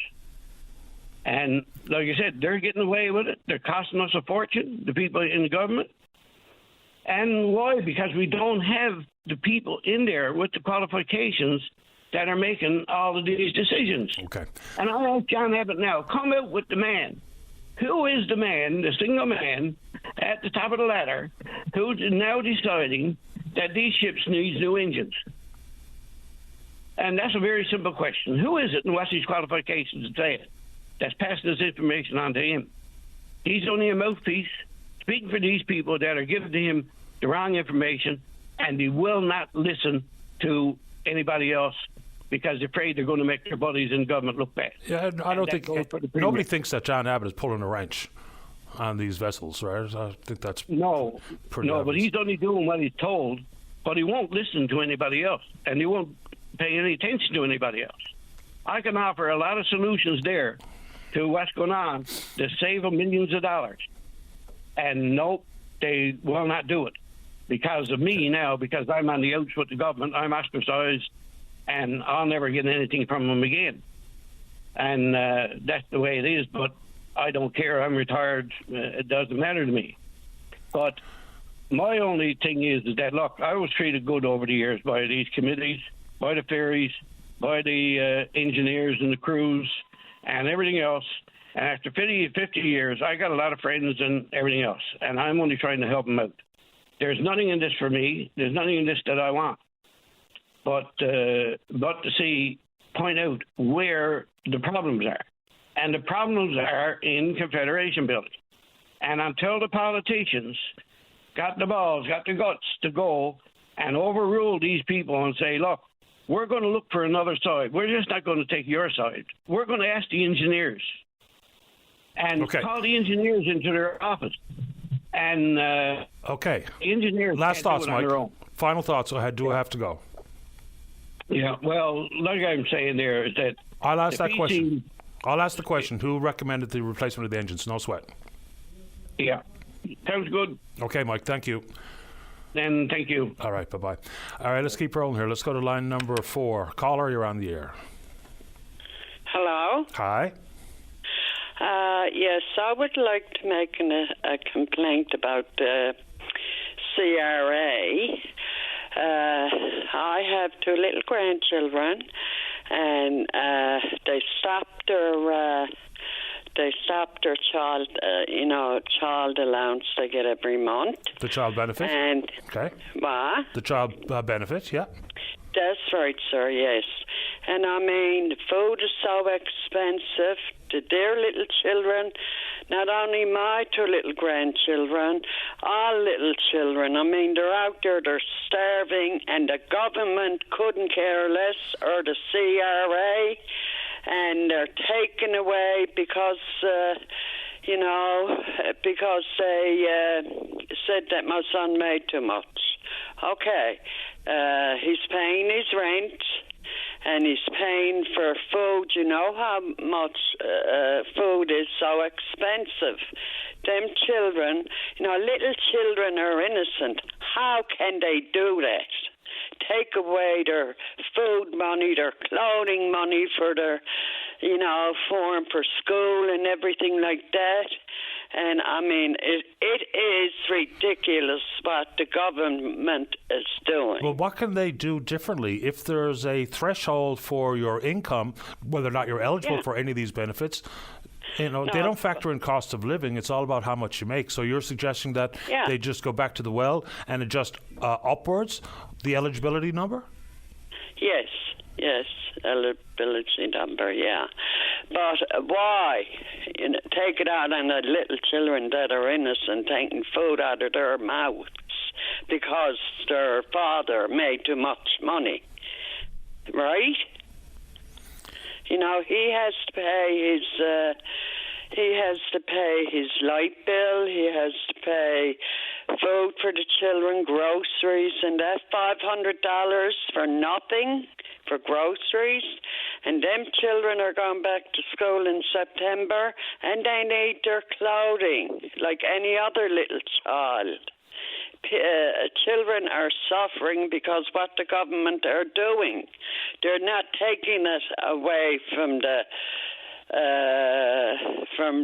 parent. They're taking it away out of the mouths of the little children. Do you agree with me? Well, I can't argue with you. You understand the family circumstance far better than I do. The issue with all of the eligibility issues here, whether it be for the seniors benefit or the child benefit or anything else under the sun, numbers that were once, I don't know, I'll say reasonable for thresholds. If that was the number in 2019, it's not the number today. Because the purchasing power, even if you're right smack dab in the middle of the middle class, the ability to stretch a $100 bill has changed dramatically over the last number of years. Paddy, I went into the supermarket and I just got, $100 for the groceries. I come out with 2 bags, right? 2 bags of groceries. It's ridiculous. What is the government doing? Why are they doing that? Why don't they do something about it, especially for the dear little children? They don't know what's going on. You take them to the supermarket and they'll say, Nanny, can I have this? And, I can't say no to them. You know what I mean? I do know what you mean. It breaks your heart in two. And another thing I want to talk to you about. I am 68 years old. I broke my ankle. I fell down upstairs. The doctor done my operation, and I was supposed to get special shoes from the healthcare, right? And they said that they would pay half, and I would pay half. I said, no, I'm a senior citizen, 68 years old. I worked all my life, and I'm entitled to special shoes I have to wear, right? Yeah, it's not right, Paddy. It's not right. They never even got back to me on this, right? Well, if there was an agreement to split the cost, and they should live up to their end of the bargain. And government getting directly involved with the price of food is a tricky piece of business. Unless this is about dealing with competition, because when government gets directly involved in things like that, it usually works terribly. So I hope that you get your... It does, yeah. The history is really quite clear. Little yes, I understand. Paddy. Understood. No, I'm not getting... my love, look, they can go home. Their little children like Premier Fury, Andrew Fury, and they can go home and they can sit down to their meals. They can have apples and oranges on the table and everything else. It's not right. What they're doing to the little children and what they're doing to me. I hope you get your shoes, and I appreciate your time. Thanks for the call. Thank you kindly. You have a lovely day. It's nice talking to you. My pleasure. Take good care. Okay, bye-bye. I mean, price of food, look, I wish there was something government could do, but in short order, that's problematic, I'll just say. When we come back, we're talking education with the Minister responsible. That's Crystal Lynn Howell. Don't go away. Welcome back to the show. Let's go to line number 2. Second word to the Liberal member for St. Barbara, Lanson Meadows. She's the Minister of Education. That's Crystal Lynn Howell. Good morning, Minister Howell. You're on the air. Good morning, Patty. How are you? Doing okay. How about yourself?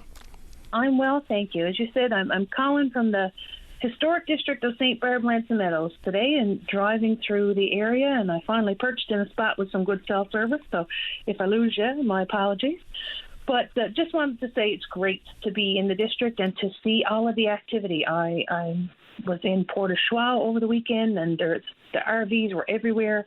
Their lots were packed. There's 2 cruise ships about to embark in St. Anthony this week. So we've got so much activity. It's great. And there's a lot of festivals, so encourage everybody to check it out. I've had the opportunity to join the folks in Port au Choix over the weekend for what was their first annual Cod Festival, a huge festival that they pulled together last night.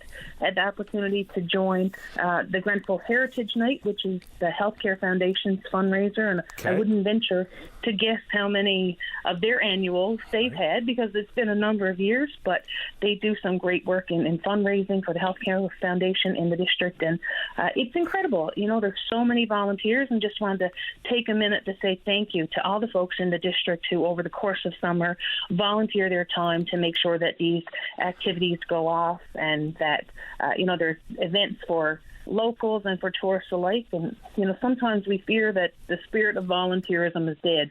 But I have to say it's alive and well on the GMP this week, and would like to take the opportunity to put the call out for more people to volunteer. Many of the volunteers that we see in these studies are people of a certain age, and if we want these things to keep moving and keep growing, we need some new faces to step up. So thank you very much to all those people, and congratulations on what I feel is a great success. There's a volunteer shortage across the country. It's been a huge problem. Volunteers are once in the action. Because of the pandemic, a lot didn't come back. Let's dig into where there's not a lot of action, and that's at the ABC Academy in Flat Rock with the lack of the payment for the operating grant inside the world of daycare. Why are the checks not being sent out on time? Because it's hard enough to stretch the money over the course of 3 months, but this lady, Cindy Haley, says she has to close the doors. Yeah, absolutely. And we've heard that this was a particular issue for this provider this week and had the opportunity to chat with her. But I would just like to provide some information for all of our home-based providers and, what is this vital service that they give to the public here in Newfoundland and Labrador. There is some variability among centres about how they do their work and their timelines and their budgeting, of course. But I just wanted to recognize that this is a quarterly payment that is made to our providers. So every quarter we issue the funds based on projected numbers, so the numbers that they feel would be adequate to serve the quarter. And every month then the providers submit their statistics, and we can determine if there was an overpayment or if there was an underpayment. So that then gets reflected on the next quarter's payments. Sure, but why the delay? So she said there was a week delay in the getting the check. Didn't even get the email to say when it was coming. So what's behind the delay? Well, again, there are several issues with different providers who oftentimes there may be information that's missing or something that needs clarification. But we make every endeavor to support these providers as they go through some of their administrative tasks and the monitoring that's required. But then they do, at the end of the month, have to submit all their invoices and materials, and within a 10 business day window, they're to be paid out for that. So I believe that in the instance you're referencing, they were still within the 10-day window, given the fact that there was a holiday, business day holiday on July 1st. So are you saying that it was the operator's problem or fault? No, I'm saying that there's certainly room for us to work with our providers to ensure that they have all the tools that they need to get their information to us, and then on our end to move it through as quickly as possible. And so in the world of daycare, the operating grant program and the delay in payment there is one thing. And we know there was a one day where the teachers didn't get paid and apparently a file was not uploaded. That was rectified very quickly. But then the persistent issues regarding substitute teachers and replacement teachers. So can you help us understand as to why there's pay problems for those two professionals?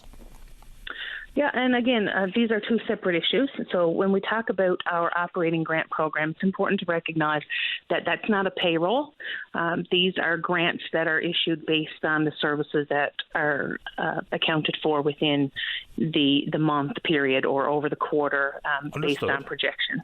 Understood. So the teacher's payroll would be a different issue. That is indeed a payroll.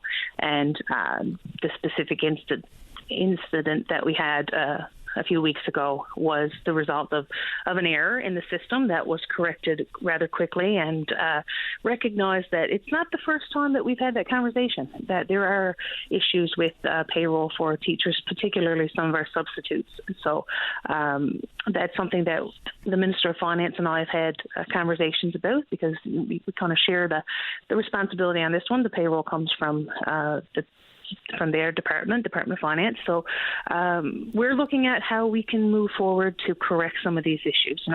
Maybe it's a different process for teachers to submit their hours in themselves instead of having to wait for somebody else to submit on their behalf. Or maybe we can, issue a more prompt turnover in timelines. So we're still very much engaged in that conversation and how we can figure out solutions that would make this easier for our teachers. So is it an input problem or a software problem, or what exactly is it? Because whether the vice principal submits my timesheets or hours to the government, or I do it directly, still if there's a problem with accurate pay or the timeliness of pay, so is it an input issue, software issue, similar to what we talked about federally with Phoenix? I wouldn't be able to answer that right now. I'll have to defer that to my colleague in the Department of Finance, but I do believe that there is a process issue here, be it software or be it the timelines or be whatever. I think the most recent episode that we discussed was an uploading error, so that was certainly something technical, and it was corrected right away. But overall, when we look at the system, we recognize that there has to be an improvement here, because these are vital parts of our system to keep things moving, and we want to make sure that it's as smooth as process as possible. So did you say that you spoke directly with Cindy Haley at ABC Academy? I haven't spoken to her directly, but I know that my department has been in contact with that individual, and the call to go out to any individual, any operator who has any questions or concerns about how they are doing some of their work. If they have anything that's not clear to them, then certainly by all means reach out to us. We do endeavour to do our town hall discussions, we call them, with our child-based operators and our centre-based operators, so we can get the most accurate information to them. But if there's something that's missing or some information that they need additional support on, then by all means let us know. There's very little time left, unfortunately, this morning, but just for a brief overview, can you give us some sort of update as to where we are at the Educational Court? I know it's early days, and I'm looking forward to speaking with, I think one of the co-chairs is Dr. Goodnow. I can't remember the other lady's name off the top of my head, but can you help us understand where we are? Yes, absolutely. Goodnow and Dr. Ann Burke are the chairs co-chairs of our Education Accord, and they are working diligently on what I would call a very aggressive timeline to get such an important piece of work done. We've given them till the end of 2024. I'd like to see something substantial presented by then, and they've continued their work across the different pillars they've identified as part of the Education Accord, everything that reaches from our early learning right straight through to lifelong learners, and even encompassing seniors learning. And they have subcommittees established who feed into the overall process. And again, I won't speak for them because they've got so much knowledge and so much information to share on how they gather this information and what it all means to them. But I do know that the work is ongoing, that there's been several consultations conducted in those pillar committees, and it's moving forward to inform our accord and the pathway forward, the plan for the 10-year outlook on how we can improve education here in Newfoundland and Labrador with short, medium, and long-term goals. I'm looking forward to speaking with one or both, just like we did with Dr. Parfrey and Sister Elizabeth Davis behind the Health Accord. And what I'd like to do here now is put an invitation out to you to return again next week, because some of the things that I'm focusing on in education, I'd really like to dig down a little deeper. And it's not like giving you the questions, but you've seen the news stories as much as I have. I'd like to know where we are on chronic absenteeism. I'd really like to know how the government has reacted to the PISA scores and the decline, and that's steady decline since 2003 regarding math, science and reading. I'd really like to know about learning loss in the pandemic. I'd like to get your thoughts on the violence in schools. So if you can make time for us next week for an extended conversation, I would really appreciate that, because people think the education year, the school year, is September to June, when in fact the real hard, quiet work needs to be done through the course of the summer. So we're absolutely prepared to go back to school in September. Do you think you have time, or I'll have Dave reach out to your office? absolutely spot on with the fact that, you know, the school year doesn't end when the summer starts. That's very much a busy time in the department. I don't know what my schedule looks like next week, where I'll be with what cell service, but certainly reach out to the department and we can arrange something, because I think the issues that you've identified are very important. And, you know, we're not dismissing the fact that we do have challenges in the education system in Newfoundland and Labrador, and I think that is why we're at such a pivotal time now. We can't wait any longer. We recognize that these things have happened and we have to make some changes. That's the premise of the Accord. That's the premise of the transformation team that's part of the education department, and all of the things that we've done over the last few years with the integration and changing some of the policies and procedures are all moving us forward towards a goal of better outcomes for our students, better environments for our educators, and creating a lifelong learning spectrum that will advance us into the future. Appreciate the time, Minister Howell. Thank you. Thank you. Take care. You too. Bye-bye. It's Crystal Howell, Minister of Education.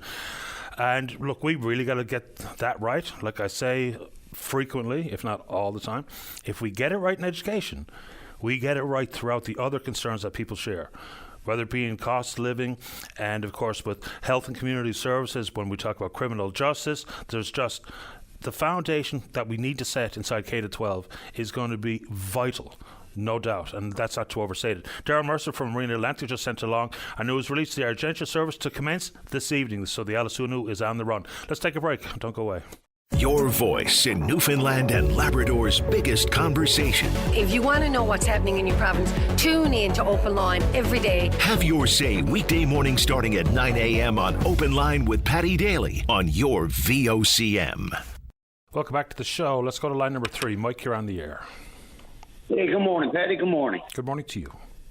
Listen to a few of your callers. There doesn't seem to be a lot of bouquets going out to the Liberal governments these days. There seems to be issues everywhere, but that's not what I called about. I called. Someone passed over to me the recording when Andrew Parsons was on. I think it was last week or something. And I sat down and I listened to the recording. I had to listen to it a couple of times, actually. And to say I was disappointed, angered, is an understatement. But based on what? What did he say that angered you? Okay, well, I'll get to some of the lies and mistruths first, and how he was talking about the will of the people and democracy and the different avenues people got to go regarding the wind energy projects. And, you know, the will of the people. Well, basically, they've been thrown to the wolves. The only people they get to meet with is people that have a financial interest in them, like Everwind and World Energy.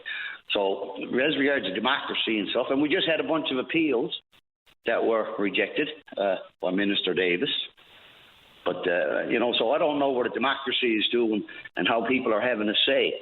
But there's something that was really disturbing to me when I listened about the NL Energy protest and he was there. And the words, and this is his words, direct quote, extremists and beyond stupid. Extremists and beyond stupid. Well, Paddy, I'm going to tell you some of the people that were there that day. There was 30-plus people there. Leanne and Guy were there from Botwood that moved down from Ontario because they love Newfoundland and they had concerns about the projects in their backyard. Minister Parsons specifically said some of what is being said is particularly stupid. Not everyone in attendance is stupid. Well, he called us outside. He said you can go back and listen to the recording. And irregardless, Paddy, extremists and beyond stupid, is that not a page out of Trudeau's book? You know, at least he didn't call us racist, you know, but is he representing us? I'm there. I'm a man that worked 46 years, and I got concerns about the environment. But I'll tell you who else was there. Nadine Telek was there. Marilyn Rowe was there. Brenda Kitchen was there. Anne Fitzpatrick drove in from Buren. A young girl, a 25-year-old girl, drove in the fog and the rain from Point Leamington, besides all the people from port to port. And I'm going to tell you, for him to address us, if government was doing and the MHAs were listening to the people like they're supposed to be doing and having public meetings, we don't want to meet with Everwind or World Energy. We want to meet with our MHAs and the Premier and Andrew Parsons. That's the people we should be meeting with. And then we show up on the steps three seniors here in their 70s from Portugal Cold with the rain pouring and their signs because they had serious concerns. And letters after letters wrote to MHAs, unanswered, adult replies. That's what the 30 people were there for. And for Andrew Parsons to address us as extremists and beyond stupid. And I tried to talk to that gentleman. I asked him to come back and speak with us and listen to our concerns. And you know what he done? He bolted into the door like a scared rabbit. And for him to get there and say publicly, and I'm demanding publicly now that he publicly apologize to the people that were there with serious concerns. There was working people. They had to take time off the work. There was people coming in vans and they carpooled and put money together to be there to get some questions answered. And a minister of industry, and I want these words, extremists and beyond stupid. And I'm telling you, that is a disgrace. And regards of arrested, I was the one with the sign in my hand, arrest Andrew Fury, because he should be arrested and Andrew Parsons should be arrested because they done this stuff under a wind moratorium in the secrecy of backroom deals and the public were never involved. So that's what he made reference to. That's exactly what I was going to say, is, things like the trees and they should be arrested. Arrested for what? Even if people don't like the project, what should anyone be arrested for? Well, they should be arrested because they're not representing the public or the will of the public or democracy. Now, there's one thing that he did say. The only true sentence that he said on the end of the day. He said, well, if people don't like what government can do, basically what he said was, you put up with us until election time. If you don't like us, vote us out. That was the only truthful statement that he said. But while we're in here, we're going to railroad you. We're going to ignore your concerns. The MHAs are not going to... There's thousands of letters, Paddy. I know for a fact. Thousands of letters that have been wrote to different MHAs and the Premier and Andrew Parsons and Bernard Davis. And they have not been answered. So there's no democracy. It's a dictatorship until the election comes around. So if they can... We got Seamus O'Regan there. We got to bolt this stuff through. We got to get clear of the bureaucratic red tape. No, you don't. You got to listen to the people, see if they want it in their communities, and that's what we put you in there for, and that's called democracy. And what we have there now is about as far away from it. This is what's happening in the federal government, and it's here in the provincial government. We got people in the fisheries are getting on board now. Dave Callahan is getting it. These wind turbines are going to go offshore and destroy our fishery and our whales and our scenery and everything else. These people don't care. These are government subsidies. The rich get richer, and this will bankrupt this province. These here with taxpayer handouts. This is the worst. Muskrat Falls will look like a lemonade stand. What taxpayer handouts are involved with the wind? As far as I can tell, there was now Mr. Risley himself said he does not need any government money, but yet secured a $128 million loan from the federal government. There are tax subsidies which are federal. So what provincial monies are we worried about here? Well, that's only the first handout, Paddy. And then we got the NL Power, Newfoundland Power. We're going to $1 billion worth of diesel generators for when the wind don't blow. So that's another $1 billion. And we've only just stepped into the swimming pool yet. We're not even started. But what provincial money are we talking about related to these wind projects? Just so I understand where you're coming from. Okay, well, what I'm assuming that yes, the $138 million is still taxpayers' money, but it's federally, but it's still taxpayers. And it's a loan. So the NL Power, like there's $1 billion worth of diesel generators. Well, who do you think that's going to be passed over to? Yeah, but that's not. And why? Hang on, just let me finish. Why are we investing? Like these wind turbines, and you can do the research and stuff. They basically got a shelf life of about 15 years. They'll portray it as 20 to 25 years. They need expensive maintenance, incredibly expensive maintenance, and all of this stuff for a 15-year project, 20-year project. What are we doing with $1 billion worth of diesel generators and polluting environment after that? There isn't $1 billion worth of diesel generators, though. And so, but repairs on turbines, that would be on Risley's dime. The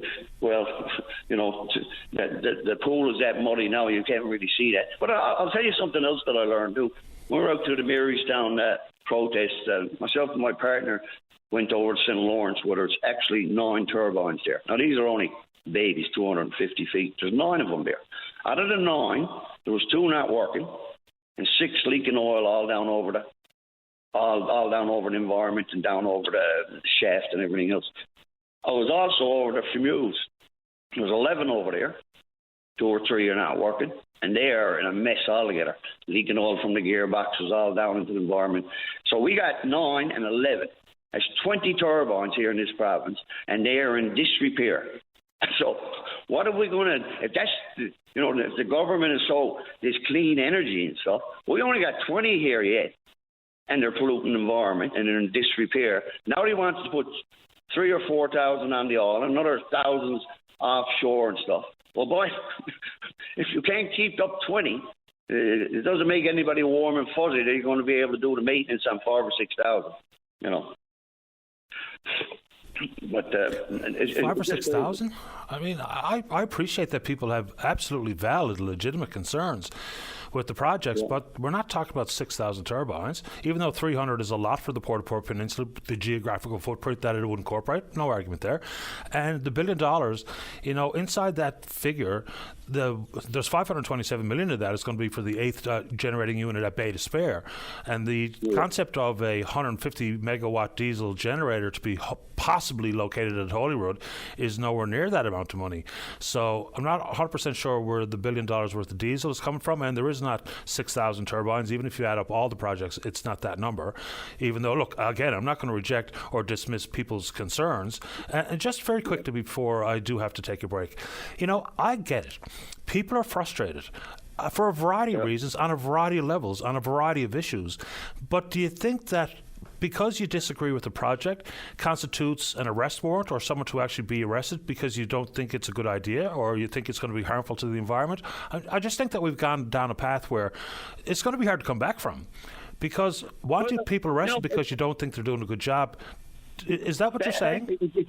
Well, I'm telling you, if you've got government, if you've got a premier and a doctor, and if you look at the placements down on the Port-au-Port Peninsula and what these people are going to have to live with, and environmental damage, the environmental damage that will be sustained down there, the depreciation of the house values, and the destruction of the tourism industry down there, is that not disregard for human life or mental health or public safety? It's definitely it. If government had come out and said, listen, we're going to put 150 turbines in a remote location, and we're going to backfeed onto the grid, and we'll have a public referendum. Because the few that I've seen, the ones that were in St. Lawrence, were pretty much out in the middle of nowhere and barren. Right, okay, that's all fair enough, but if you're worried about the environment, what difference does it make where they are? Because if you're saying they're leaking oil or lubricants into the earth, then of course if that happens in the middle of nowhere, it's the same impact on the environment as it would be in Port-au-Port or in Botwood or wherever. So again, the concept of people being arrested is just something that I think it's going to be hard to stuff that toothpaste back into that tube. And as it pertains to, where they are, I'm not so sure that's an issue. But here's something that I find interesting, Mike, is some folks specifically, and not you, because I have no earthly idea where you stand on things like the oil industry, but I've got a couple of people who are distinct supporters of the oil industry and email me about it constantly. But they're also opposed to the wind farms because of environmental concerns.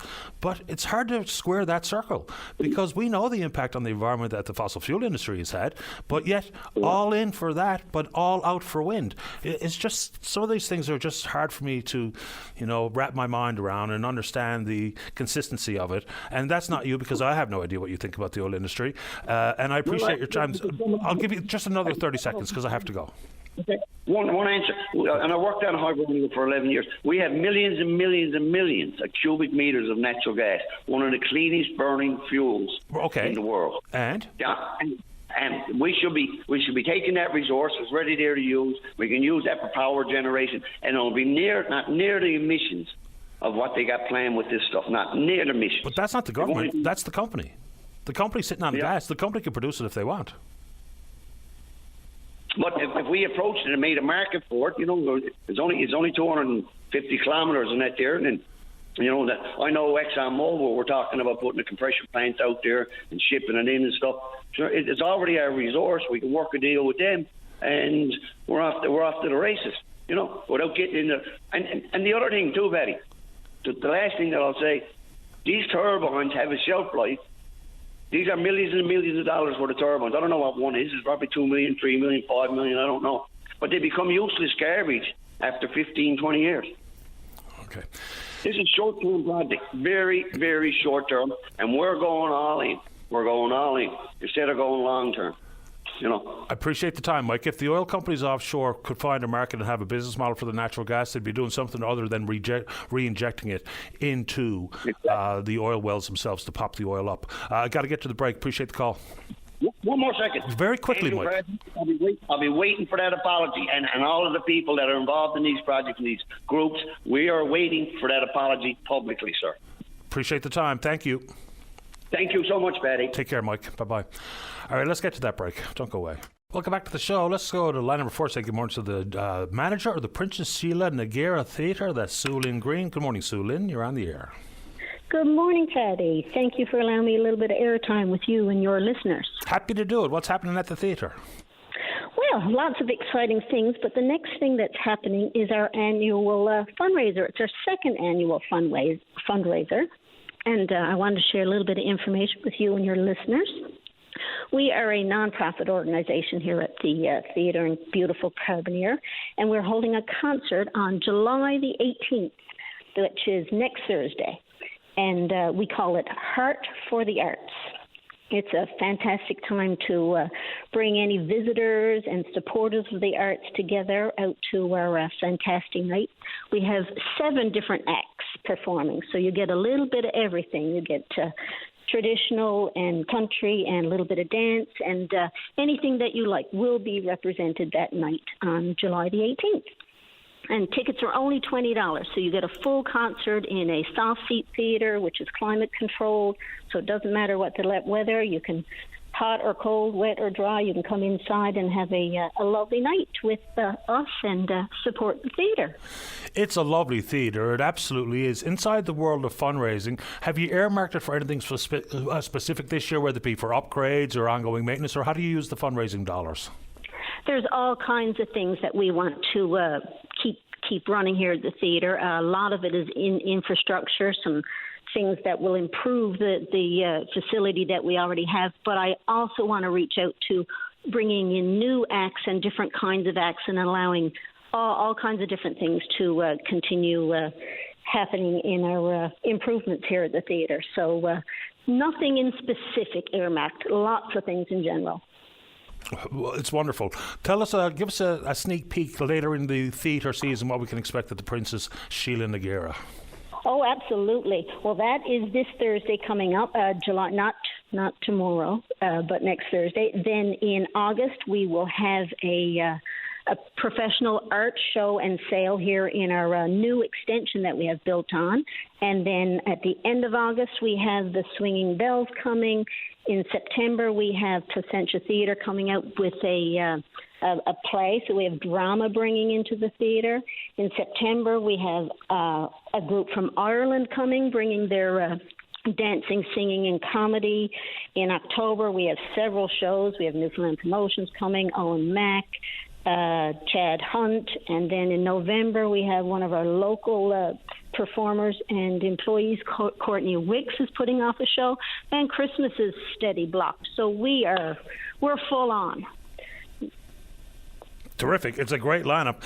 Swinging Bells, if people have not seen them in the past, look, they get national and international recognition. They're off the charts. I'd just like to reiterate, sometimes when people hear the word, well, it's a local act or a local band, they think, maybe it's not that great.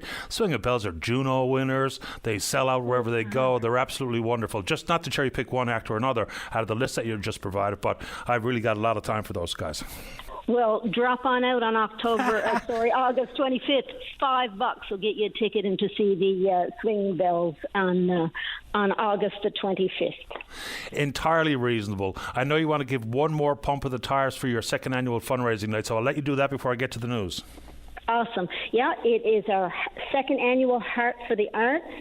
You can get tickets at 709-596-7529. You can talk to us over the phone. You can also go online at SheilaNogueraTheatre.com.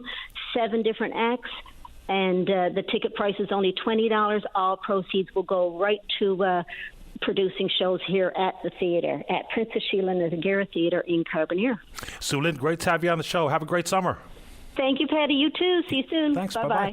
Sue Lynn Green, she's the manager of the Princess Sheila Nagara Theatre. Let's take a break for the news. When we come back, we're talking childcare. Gail's got some concerns about the pedestrian mall. Peter wants to talk about the ferry service and some potential solutions to improve the service. Don't go away. The Tim Power Show. Join the conversation weekday afternoons at 4 p.m. on your VOCM. Welcome back to the show. Let's go to line number one. Say good morning to the co-chair of St. John's Pride. That's Eddie St. Clair. Eddie, you're on the air. Good morning, Patty. How you doing? Doing great today. How about you? Oh, man, Patty, I couldn't ask for a better day. The flag went up across city halls in St. John's and Mount Pearl and CBS today. And this is the festival we've been working so hard over the last year to pull together. And we're just so excited to say that Pride is here. Oh, what's up? What's on tap today? Other than the flag raisings? Today we had the flag raisings this morning, which had a great turnout, and we had a surprise wedding at City Hall in St. John's, which was really nice to include in the ceremony today. And tonight we've got Beers for Queers happening at Kitty Bitty Brewery, so everybody's welcome to come out. Just going to have a big, fun social night, and we got Cass Hoskins that's playing music tonight.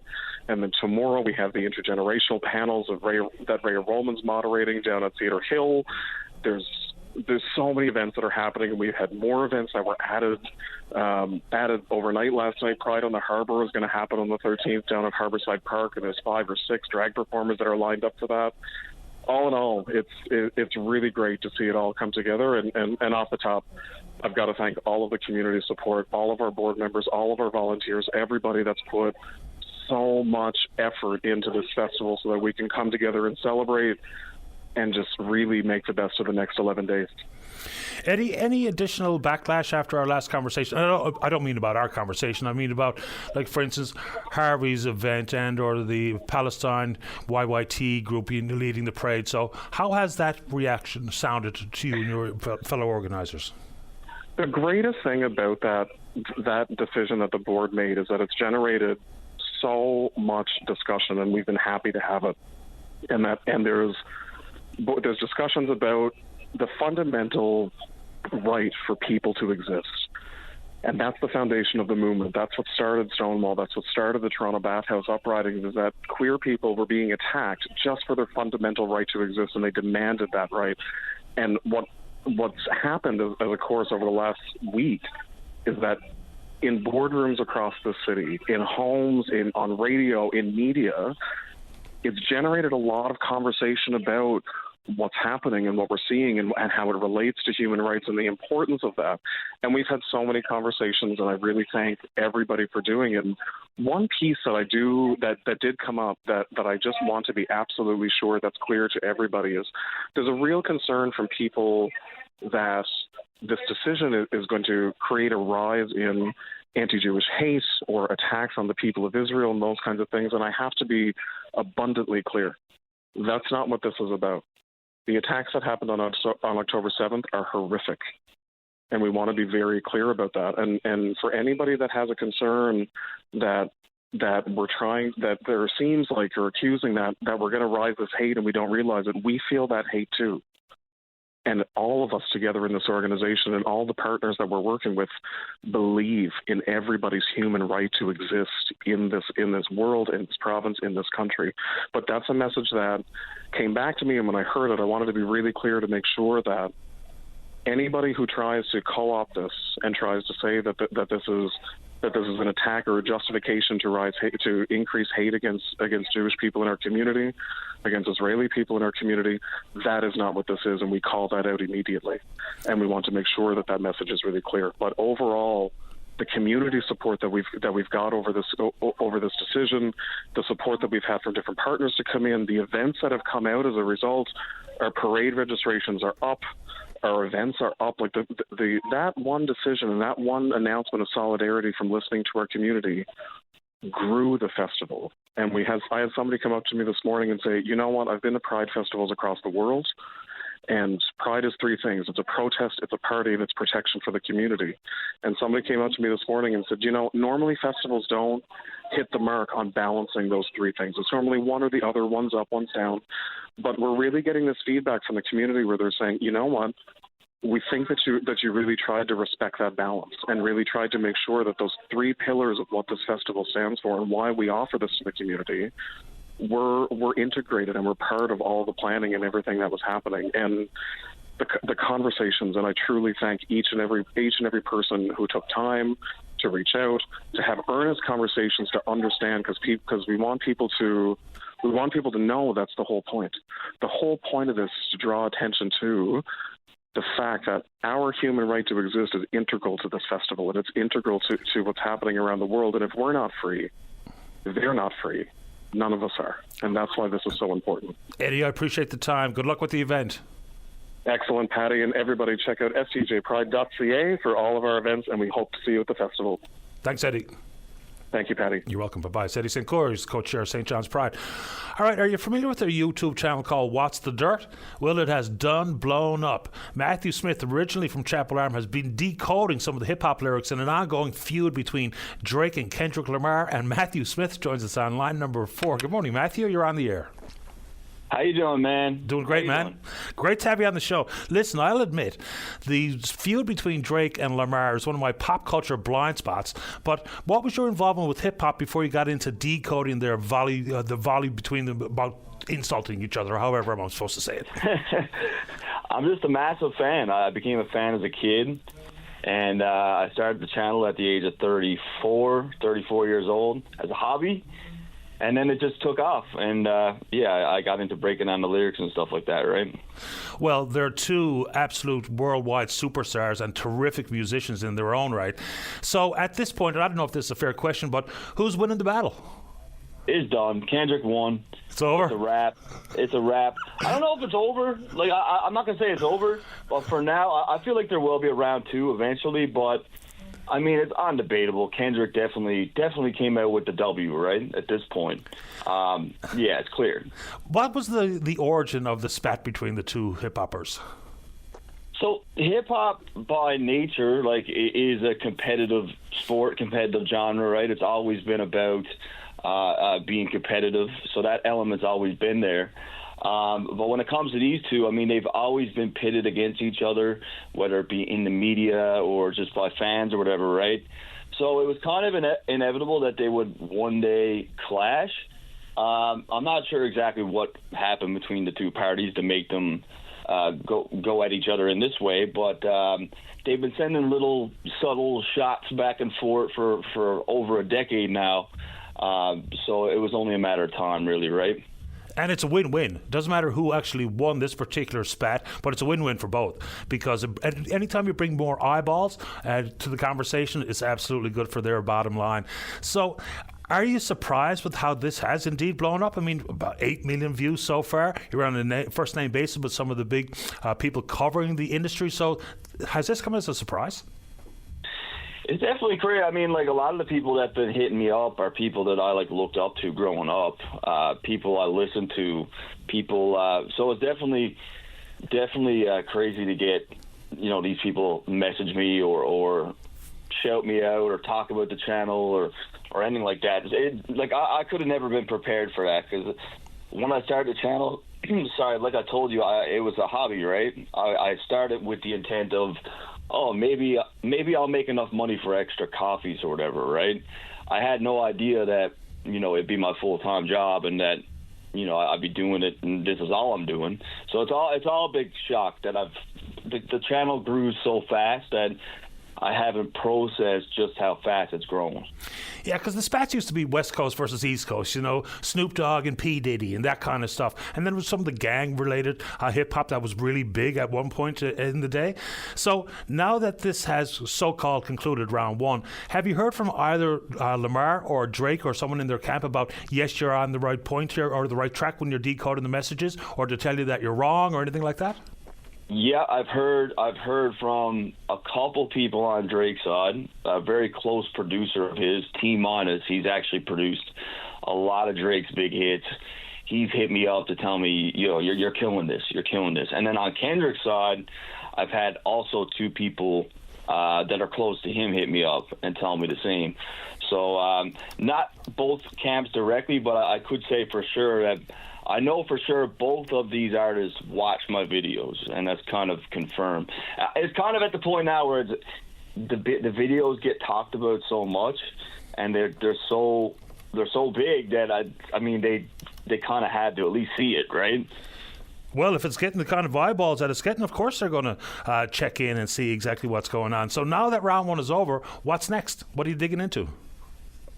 Well, so the thing is with the way that I do it, we got 6 different tracks, songs from this feud, right? And what a lot of people do is they'll hear the record and they'll put their breakdown or their interpretation of it, because a lot of these records are very poetic and cryptic, and the way that they're written is it's in a certain way where I try to break down what I think it means, right, or what they mean and what they're saying. And I still got about 3 more records to do. Like, a lot of my videos will take up to a month of me researching it and trying to figure things out before my videos get out. So I still got quite a few more tracks to break down yet from the feud.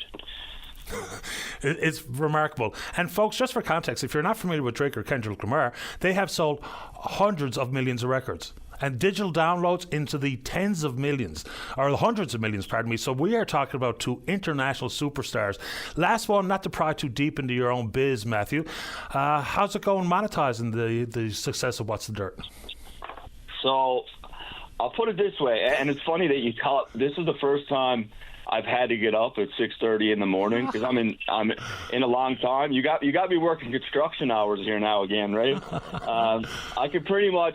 The channel has given me the freedom of pretty much being able to get up whenever I want. So I've tried to get up at 10 a.m. But as big of jobs as, because I've been in a lot of management positions within the construction, like project manager and stuff like that. But as big as jobs that I've had, I'm making probably, I would say 5 to maybe even 8 times more money than I ever did. Like, I could never imagine how much I'm actually, like, the video that you're talking about, the big one with 7 million, that video made me, just that one video made well into 6 figures.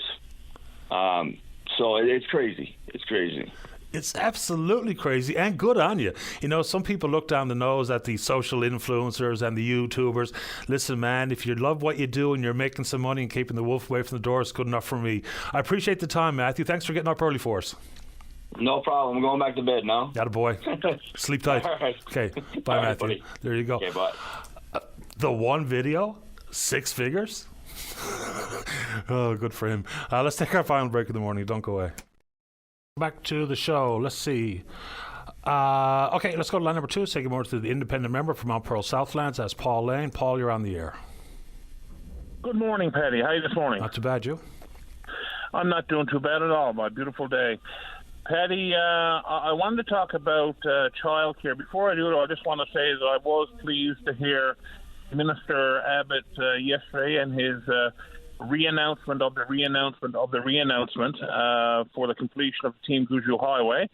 Certainly something that I've been advocating now for a long time on, as have others, and including our Mount Pearl Council for sure. And it's going to benefit a lot of people throughout the region up the southern shore, including the people of Mount Pearl Southland. So I certainly hope that this time around it's more than an announcement and we actually see some work happening. I understand that tenders are going to be awarded. Certainly speaking to some of the people around up at the local coffee shops and so on, they're a little skeptical. And basically the sentiment seems to be, I'll believe it when I see it. Well, hopefully we'll see it soon. Anyway, I wanted to get to the to the child care issue.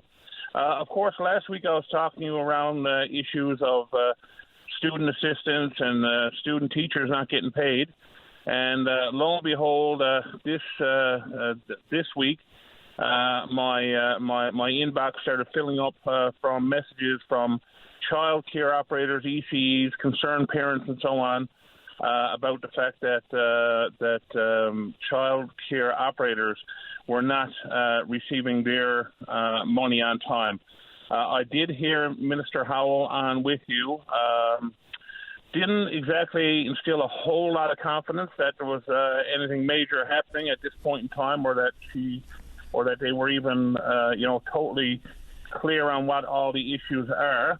But I will say that this is not a one-off. This is not something that just happened. This is something I've had numerous meetings with childcare operators, with the former Minister Osborne, when he was Minister of Education, Early Learning and Care, along with operators over this very issue. I'm not going to suggest, as the Minister kind of threw out the well, maybe sometimes, all the paperwork doesn't get submitted on time. I'm not saying that never happens, but I will say to you that this is an ongoing issue that's happening to all operators, both small and large. It's happening all the time. This is not a case of someone didn't submit their paperwork. These are ongoing systemic issues, and certainly if you are one of the larger operators, albeit it's a challenge for them as well, if you're a large operator, though, perhaps you have more wherewithal to kind of wait and suck it up. But if you're a small home-based operator in particular, you just don't have that ability to wait. You have food to supply to these children. You have supplies that are required. You have to pay your staff and so on. And they need to get paid, just like the student assistants. They need to get paid what they're owed, and they need to get paid in full on time. And once again, this is not happening. It's not good enough. And so something needs to be done. Something needs to change. And it has to happen sooner rather than later. If it causes someone to actually shutter the doors on a daycare, it's not just about her. It's about however many families and however many children she was looking after and performing some early childhood education on a day-to-day basis. So it's a bigger issue than some flaws in the system at government, because we hear from people that are in their first trimester, haven't even had the child, and they've got themselves on a half dozen waiting lists. So when we lose spots, which is also part of what I've been saying many times during the show, when we hear announcements of the retro pay for early childhood educators and the new pay system and benefits and all the rest of it, and they talk about how many spaces have been created, what we need to know is the net gain, because there's spaces being lost all the time. And now add to it potentially the spots at ABC Academy. We'll try to get Cindy Haley on to speak for the industry as a whole, because it's not just her daycare. Full well there's people using their personal line of credit and whatever the case may be to buy provisions for their operation. So there's something patently wrong here. Absolutely, and I can tell you it's more than that child, it's more than that particular daycare as well, because I've heard from other operators who've told me that they're on the verge potentially of doing the same thing. I've been told that there are a couple who have basically threatened the government that if they don't get paid immediately or ASAP, they're going to shut down. It's more than just this one. I do understand that a couple of them apparently did get paid today, and some others have been told they're going to get paid in the next day or two. I guess the pressure is on. But these operators are looking for a change to the system, better guarantees, and they need a date they can depend on. I mean, at the end of the day, we need a system whereby providing operators do their part and submit all of their required documentation on time and so on, which would be on them naturally. Providing all that's happened, then they should know that on, April the 1st, as an example, the money is going to be deposited, no matter what. As long as my part is done, government's part will be done. That's the kind of guarantee they need. Not, I might get paid on April 1st. It could be April 8th. It could be April 28th. Yeah, we're not supposed to be taking guesses. They're supposed to be secure and fixed dates for pay, period. Paul, I'm going to sneak out one more call, but I appreciate your time. Thank you very much, Paddy. All the very best. Have a great day. You too. Bye-bye. Okay, bye. All right, Dave, let me take Gail there before we do indeed run out of time here this morning. Do you want me to take Gail here, David, very quickly? Because the other issue is way too complicated. Anyway, line 5, Peter, you're on the air. Yeah, hello. Hello. Hi, Paddy. How are you? Just a brief thing about the ferries. I know I'm running out of time. Thanks for having me on. The Newfoundland government said they're, actively shopping for ferries, for replacement ferries. The both ferries that they have now are quite old, not the new ones. So I'm talking about the old ones. Yep. And they're spending money. Well, all they got to do is Google BC Ferries. They have a ferry there that used to go to Quadra Island. It's refit. They parked it, and it's very cheap for them to buy. All they'd have to do is put a crew on it and sail it here. It might not be ready for this year to go because tour season is almost over, but it would be here, and it's 100% ready to go. Like I said, it was a refit before they got their new ferry in because they didn't know when their new ferry was going to be there, and they're not saying nothing about it. And I mean, and the price tag is dirt cheap. It's less than $250,000 for the highest bid. So what's going on with our government? Fair enough. They should look around at other ferry operations. I'm not going to deny that point, Peter. And so this one, very quickly, because I'm almost at 12. It's a passenger and vehicle ferry. Oh yeah, it was going to Quadra Island. Okay. It's about 60-year-old, but like I said, they did a refit because they had delays, like we had delays on our boats, and now it's up for auction for bids through BC Ferries. And I mean, even if Newfoundland government bought that for the price, put in a bid on it, put a crew on it, and sailed it back to here, they could make adjustments to the loading docks and whatever. But why aren't they doing it? Like, they're not, as far as I'm concerned, they're not actively searching for new ferries. Possibly not. If you found one, you think the government should be able to find one. You've had the last word, Peter. Hopefully they're listening. Yes. Thanks you very much, Paddy, and we'll talk at a later date. Sounds good, Peter. Take care. Okay, thank you. Bye-bye. Bye-bye. And, the ferry service here costs us about $90 million a year. BC Ferries makes money. All right, good show today. Big thanks to everyone who supports the program, and we will indeed pick up this conversation again tomorrow morning right here on VOCM and Big Land FM's Open Line. On behalf of the producer, David Williams, I'm your host, Paddy Daly. Have yourself a safe, fun, happy day. We'll talk in the morning. Bye-bye. It is Ryan Seacrest here. There was a recent social media trend which consisted of flying on a plane with no music, no movies, no entertainment. But a better trend would be going to ChumbaCasino.com. It's like having a mini social casino in your pocket. Chumba Casino has over 100 online casino-style games, all absolutely free. It's the most fun you can have online and on a plane. So grab your free welcome bonus now at ChumbaCasino.com. Sponsored by Chumba Casino. No purchase necessary. VGW Group. Void where prohibited by law. 21 plus. Terms and conditions apply.